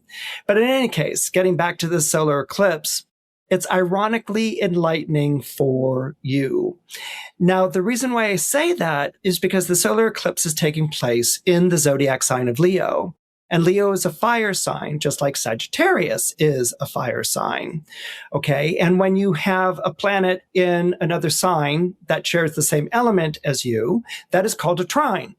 So that planetary energy, whether it's good or bad, is going to support you unconditionally. That's what planets and trine do with one another. They support one another unconditionally. They say, you be you, babe, and I'm right behind you. I'm going to help you. I'm going to help make that happen in your life.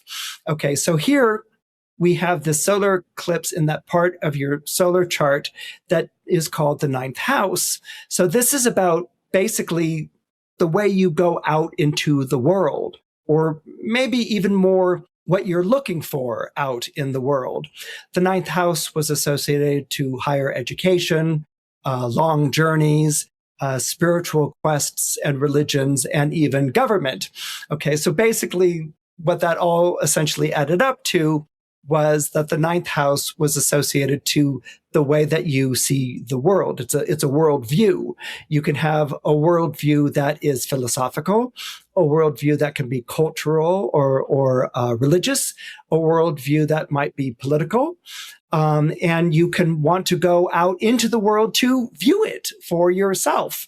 And that certainly brings along long journeys, things of those ideas. So it's those ideas of going out into the world and experiencing it. Another thing that the ninth house can represent, especially in a solar chart, is this idea of a calling, that you're receiving a calling from your higher purpose, and that you're going out into the world to respond to it, to find it. And if you remember the story of Phaethon from earlier in this broadcast, Phaethon wants to go out into the world to find his father. Okay, he's being heckled at school and bullied and mocked at school by children who call him a bastard and call his mother a whore, when in fact Phaethon has a father who's Helios, the god of the sun. But that idea is so fantastic to the kids at school that they laugh at it, and it becomes proof positive that Phaethon is making up things and boasting about things that are beyond his life, and that he's really trying to cover up the fact that, he's a bastard. Okay, so Phaethon comes home to his mother and complains about this. And so his mother gets his father on the phone. Actually, she prays to him and she says, your son Phaethon wants to meet you. He's being heckled at school and all these things. And Helios is like, oh, what a horrible thing. And send him along. I would love to meet him. I'd love to finally meet this son of mine. And so Phaethon's mother says, you're going to have to journey very far to find your father. And Phaethon is like, I can do it. And so he leaves his town, he leaves his country, and he journeys very far away to India, where it is said that the stars touch the land, that India is the place of sacredness, where the stars, the heavens touch the land, and there he can find his father. And so he does. And so this pursuit, of something that has meaning for you, but that lies somewhere out in the world, is very much a ninth house situation. And Sagittarius, if you're born under Sagittarius or you have Sagittarius rising, that's a call that you understand. It's this feeling that there's a burning bush out there somewhere in the world with my name on it. And if I can only find it, I will find my higher purpose. And so this is all very uplifting. This is all very positive. This is all very good. But what we're dealing with here is a solar eclipse. And a solar eclipse is the blotting out of light in the sky. It's when the moon moves in front of the sun and it's no longer day and it's dark. And so there can be a darkness to a solar eclipse. There can be a blind spot, something that we don't really see. Okay. And that's something that you always want to be careful of. What we have in the story is that we begin with something simple, which is a child wanting to be reunited with his father. and recognized by his father. And there have been many novels and plays and movies about the father not recognizing the son and those sorts of things. But this is something where the father is divine. He is as famous as Phaethon says he is, and he wants to see his son.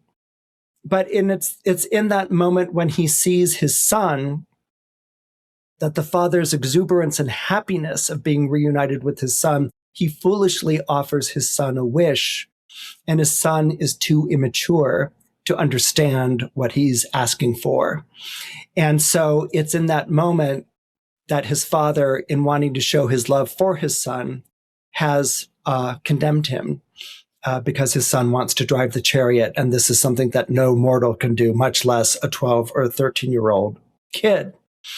And so this is kind of the way to work with this solar eclipse in Leo, okay? That you're being called to something higher. You're being called to something better. You may be even called to own something that you've always been, but what are you going to request of it? All right. Had Phaethon simply said a chat, or let's throw the football and get together, once a month or twice a year or something like that, we wouldn't have this story. It would be great. They would be besties and things like that. Father and son would have been reunited. But Phaethon, driven by the social ostracization that he has suffered and the bullying at school and his anger and hurt by that, wants to show off, wants to prove that he is indeed the son of the sun god Helios, and he makes the disastrous choice of driving the chariot for a day. He makes that disastrous wish, which leads to his demise.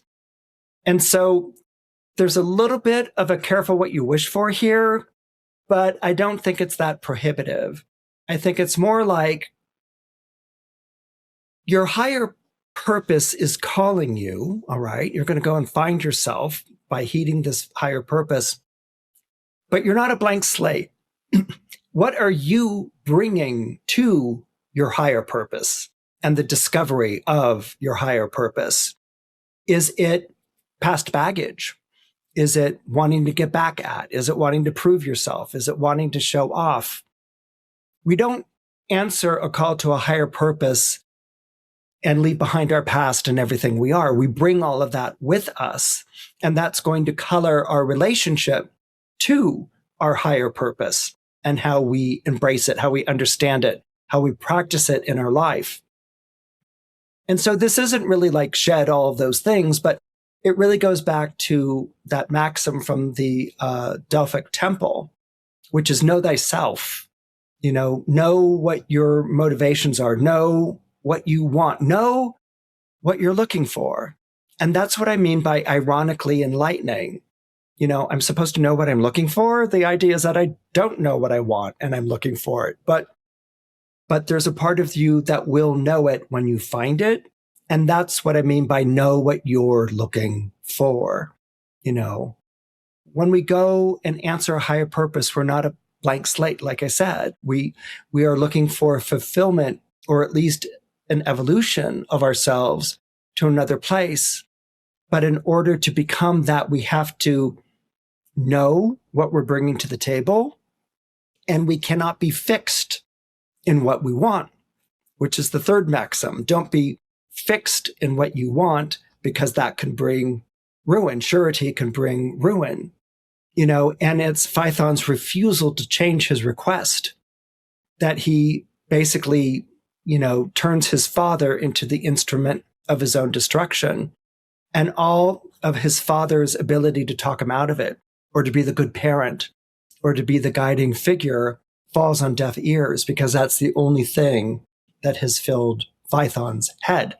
And so that's something to keep in mind as you contemplate and work with what your higher purpose is trying to communicate to you, not only in the solar eclipse in Leo on August 12th, but in the year that follows August 12th, the year that ends in August 2nd, 2027.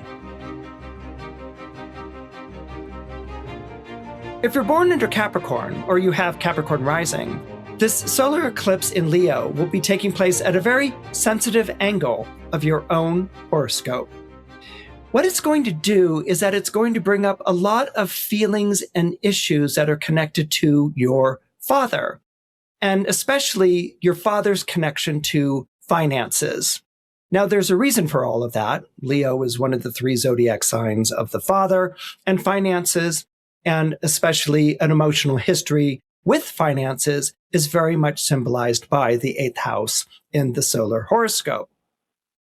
Now, in the story of Phaethon, we have a story of a son going and wanting to be recognized by his father as being his son, because he's being bullied at school and things like that.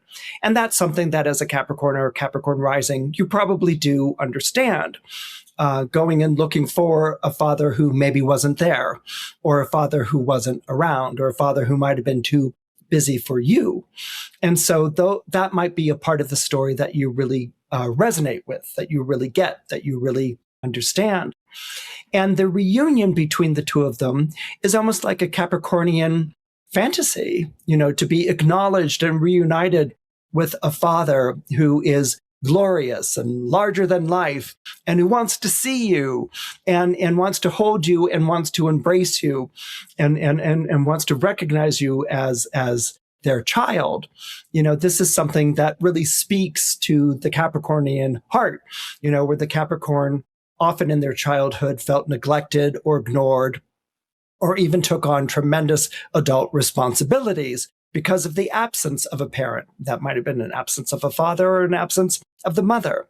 Essentially, with Capricorn and Capricorn rising, the relationships to the parents can be very complicated and they can be very complex. So if our story ended with the reunion of Phaethon and his father, then that would be great. But then Phaethon does what always happens in a Greek myth. When mortals get around their immortal parents, they make a boneheaded request. Okay, they ask for something that they should never have asked for. And of course, Helios has to honor Phaethon's request, which is to drive the sun chariot for a day.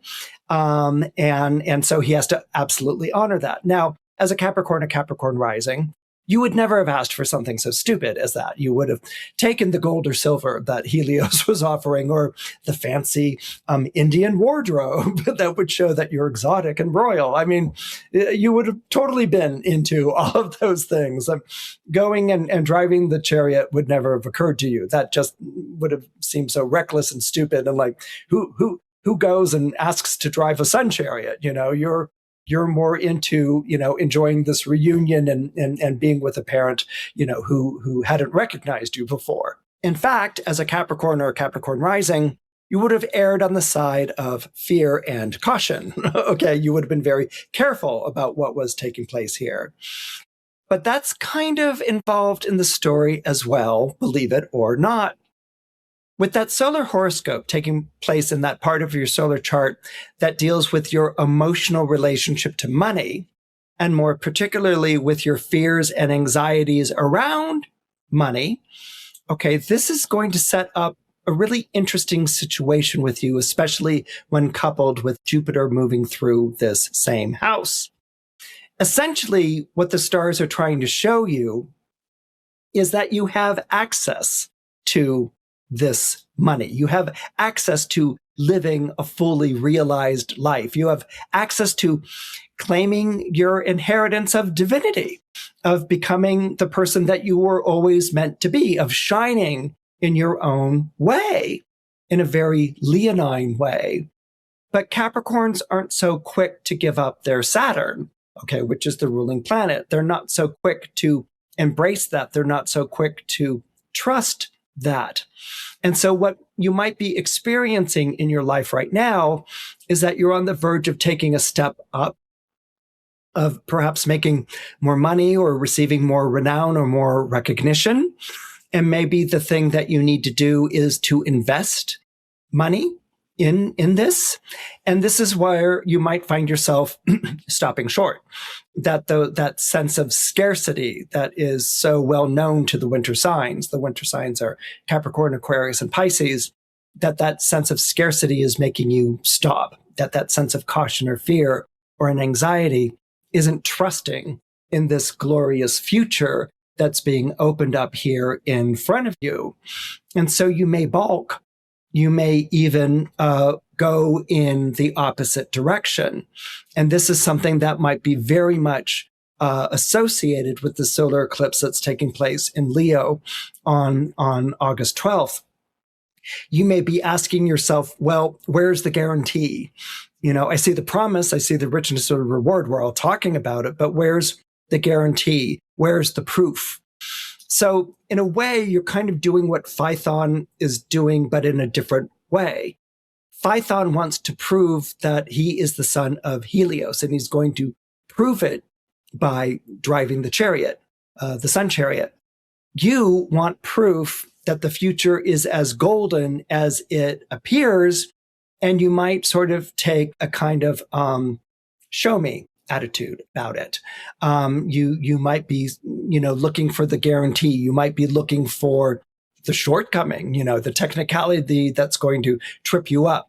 You may famously be like doubting Thomas, who completely doubts what he sees in front of him and asks to poke the holes in Christ's hands and feet and the spear wound in the side to make sure that that really is Christ who's appeared in front of him. So bathed in the glow of this divinity, of this promise of a future, you may find yourself poking holes in it and being very cautious and being very anxious and maybe even a little bit afraid. What the solar eclipse is trying to get you to do is to sort of take that jump, that leap of faith, that Jupiter, on the other side is saying, come on, I'm here, I'm going to catch you. And the solar eclipse is kind of like getting you to do it, to take that leap of faith. And Jupiter's like promising to be there for you. And you may find yourself frozen, on the threshold. You may find yourself frozen on the chariot, that you're not going to do that. Maybe you're even trying to climb down out of the chariot and not go there. And so this is where that maxim, know thyself, is so important to you. You need to know yourself, to see this insecurity, these anxieties, these fears, this deep mistrust. And you also need to heed the message of nothing in excess. And in excess can be excessive caution. In excess can be excessive fear, excessive anxiety.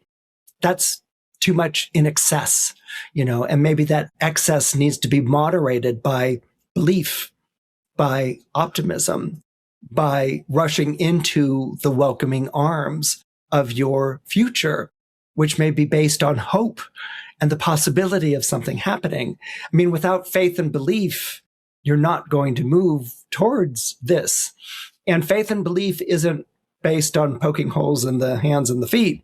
Faith and belief is based on embracing this optimism in the future, this optimism in life, this higher part of yourself that is now emerging. And if you were to stay in your fears and anxieties, that's surety brings ruination. If you're so sure that you are a product of your past and things don't change, that can bring ruination. Where you're being shown right now is the way ahead in a way that is all about belief and faith. That doesn't mean that you have to have a blind trust and leap into the unknown. What it means is allowing yourself to believe in the best, switching from a glass half empty to a glass half full point of view, and embracing that light, which is hidden in the solar eclipse. That Leo energy is still pushing you forward, even though you can't see it. It's still the benevolent father who's believing in you and what you can do, and your associations with money, which might have been that he had difficulty with it or was on the wrong side of it or didn't treat it very well. But you seeing money as really the stand-in for self-sufficiency. It's not about the money or the currency. It's about you taking care of yourself and enjoying your life, and bringing that element to your sense of accomplishment and what you want to achieve in the world. So this solar eclipse in Leo is really kind of like dad in the pool saying, jump, I've got you. And you like, with the floating vest, I'm like, I don't know, but it's like, and everyone's like, jump. Because once you've jumped and once you've been caught and once you can see that you could float in that pool, then you're going to be open to the new experiences that your future has to give you. If you're born under Aquarius or you have Aquarius rising, this solar eclipse in Leo will be taking place in your opposite sign. It will be taking place in that part of your solar horoscope that represents the partner, that represents your relationships. It's completely opposite you. What I like to liken this to is the way that the world approaches you.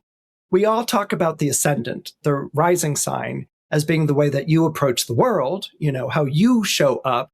The seventh house, which is often associated to the partner, and which is called the descendant in astrology, I like to see it as the way that the world shows up in your life. And the way that the world might be showing up in your life right now with the solar eclipse taking place in Leo is that you may be surrounded by Phaethons. Okay, so in other words, if you remember the story that I shared earlier in the broadcast of Phaethon going to meet his father, who's the sun god, and driving the chariot, that's his one wish that he wants to make of his father, that his father has to oblige, he has to grant it, even though it's a really bad idea. You might find yourself surrounded by Phaethons right now who are coming into your life and basically asking to drive your chariot. Okay, so another way of putting it is that you may be surrounded by people who see you in a really positive and wonderful light. They're celebrating their reunion with you. You are their father to some degree. The person that they look up to, the person that they want to model themselves after, the person whom they see as being able to bestow legitimacy or bestow recognition that they've been looking for, who's able to give them what they want. Okay. And what they want is something that you can already see isn't a really good idea. All right. Maybe they're not ready for it. Maybe they're immature. Maybe they don't have what it takes to get what they want. Maybe they're asking for too much. Maybe they're being driven by ambitions that just don't fit them or the situation. So you may find yourself as trying to be the voice of reason, surrounded by people who don't really understand the seriousness of what they're asking for. And the more that you try to get them into that headspace, the more they resist or insist that you give them what they want. That you give them that credential, you give them that approval, you give them that recognition, you give them that support. And they might even imply little negative things about you. And, maybe there might be some not so kind remarks or something along those lines. So you may find yourself in a situation where you're trying to talk wisdom to people who aren't getting it or who aren't hearing it or just aren't in a place in their lives to really totally appreciate it. Now, this dilemma is nothing new to people born under Aquarius or who have Aquarius rising. You always feel like you're ahead of the curve, that you're trying to show the way to people who don't get it because they don't understand the future as you understand. They don't have that bird's eye view that you have of how things could turn out or play out.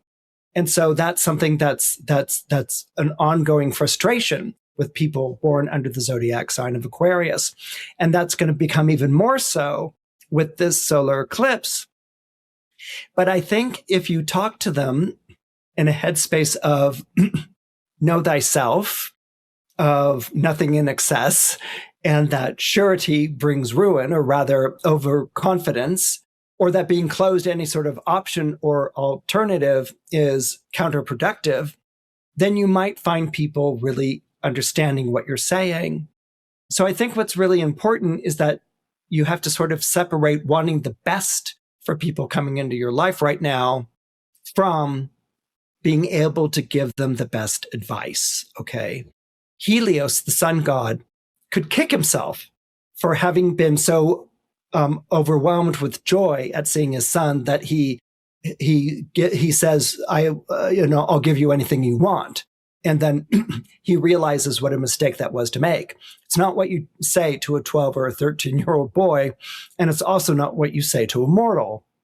And of course, the very thing that he wants is the very last thing that Helios would ever want to grant his son.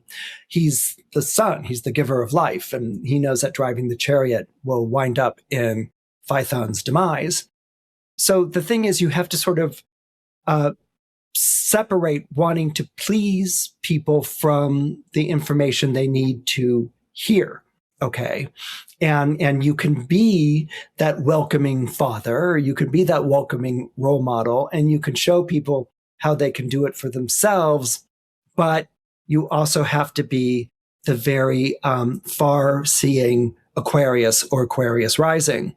You have to find a way to talk to them that they can understand and not feel rejected or offended or neglected in any sort of way. You have to find a way to really talk to them so that they feel like you're in their corner.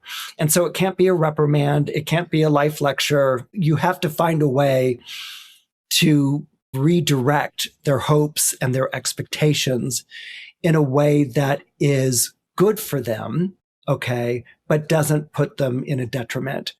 Everyone has hopes and expectations. And what's interesting, and I think it comes out in the maxims with that Temple of Delphi, is how fluid those hopes and expectations can be. You might have a hope or expectation to land on the moon or become a president one day. Okay, well, you can live your life without having landed on the moon or becoming president, but you can still realize your hopes and expectations because the impulse of that hope, the impulse of that expectation is fluid. It can find another branch to alight on, another perch to alight on. And so that's how I would advise you working with the Phaethons that are coming into your life nowadays. You want to help them be the best that they can be. You have to speak to them in the mindset that they're operating in right now. You have to be that benevolent father, or at least that benevolent parent figure for them. You don't want to take apart what they yearn for. But maybe they want to yearn for something different than what they're asking for. Okay. That's basically what I'm kind of trying to communicate to you here. And that's a challenge for Aquarius, because Aquarius is a real truth sayer. You really do tell it like it is. And to sort of realize like, am I being true to this person by, coding my language? Yeah, there's nothing saying that you have to be a truth sayer in a brusque and an abrupt way. You could be a truth sayer in a more persuasive or a more coaxing way.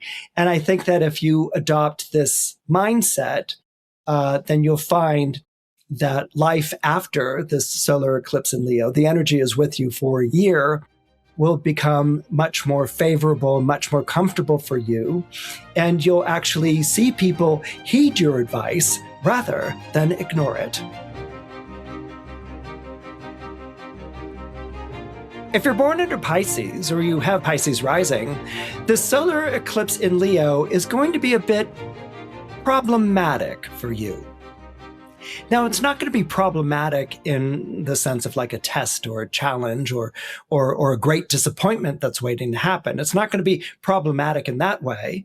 In fact, the solar eclipse in Leo is going to be very inviting. It may be a development that takes place at work, for instance, or some sort of opportunity that comes your way in which you are invited to step onto that sun chariot, okay, in which you are invited to by a person or by circumstances to say, hey, take over the reins of this chariot and drive it, just like what I was talking about earlier with the story about Phaethon. This golden opportunity might be something that's irresistible, that friends and loved ones might say, you would be crazy to turn it down. This offer that you get may be tailor-made for you. This invitation that you get is something that you've wanted for the longest time. But I think what's going to happen as a result of this solar eclipse in Leo is a realization that it's not the right time for this, all right? It's a realization that you're not ready for it. It's a realization that this would cause too much problems or difficulties in your life. It's a realization that you really love it, but you don't really feel like you're there yet. And so what it's going to be about really is more finding a way to decline the offer, finding a way to leave the chariot that's being offered to you. The choice that Phaethon should have made, but didn't. And this may be what you're facing, this particular dilemma with the solar eclipse in Leo on August 12th. Now, does declining the offer or saying, can I take a rain check, mean that it will never come your way again? Not at all. It will definitely come your way again, but it may come your way again at a time that is more beneficial to you. It may come your way again at a time where you wouldn't have to sacrifice so much. It may come your way again at a time when you're ready for it, when it's the right time in your life. You know, we talk a lot about timing in astrology, working in your time, and when the time is right.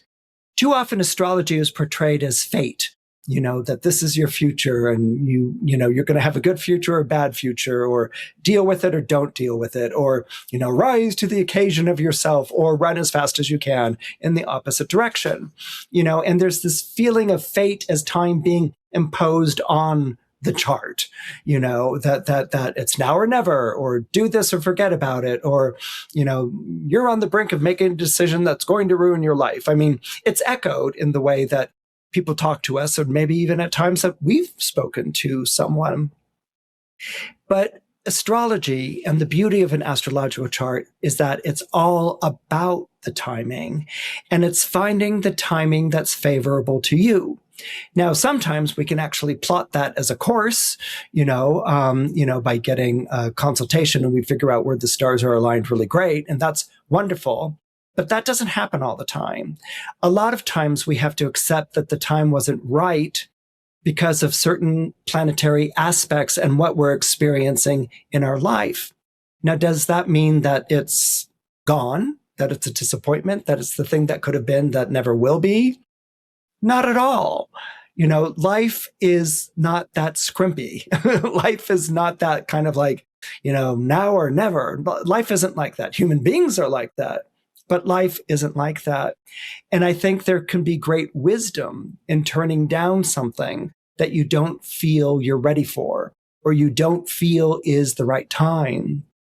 Yes, we would not have had the myth of Phaethon had Phaethon stepped off the chariot and you know, merely had game night with his dad and spend some time getting to know each other. We wouldn't have had the wonderful myth that is Phaethon. But I can assure you, Phaethon would have had a better story and a better life as a result. So sometimes the wisest thing to do is to say, I'm not ready for this, or this isn't the right time for this, and to leave it like that. You have other things that are occupying yourself right now. Some of the things that I've spoke about in the episode on Jupiter and Leo and how it affects Pisces and people born under Pisces. You have other things that you have to tend to right now. And those are the things that really draw your focus. They need your focus. They need your presence. But just because you get this invitation or this welcome, there's no shelf life on it. It will come around again. And of course, the time that it comes around again will be a time when you feel like you're ready to take it on, and will be a time when the circumstances will certainly be in your favor rather than against.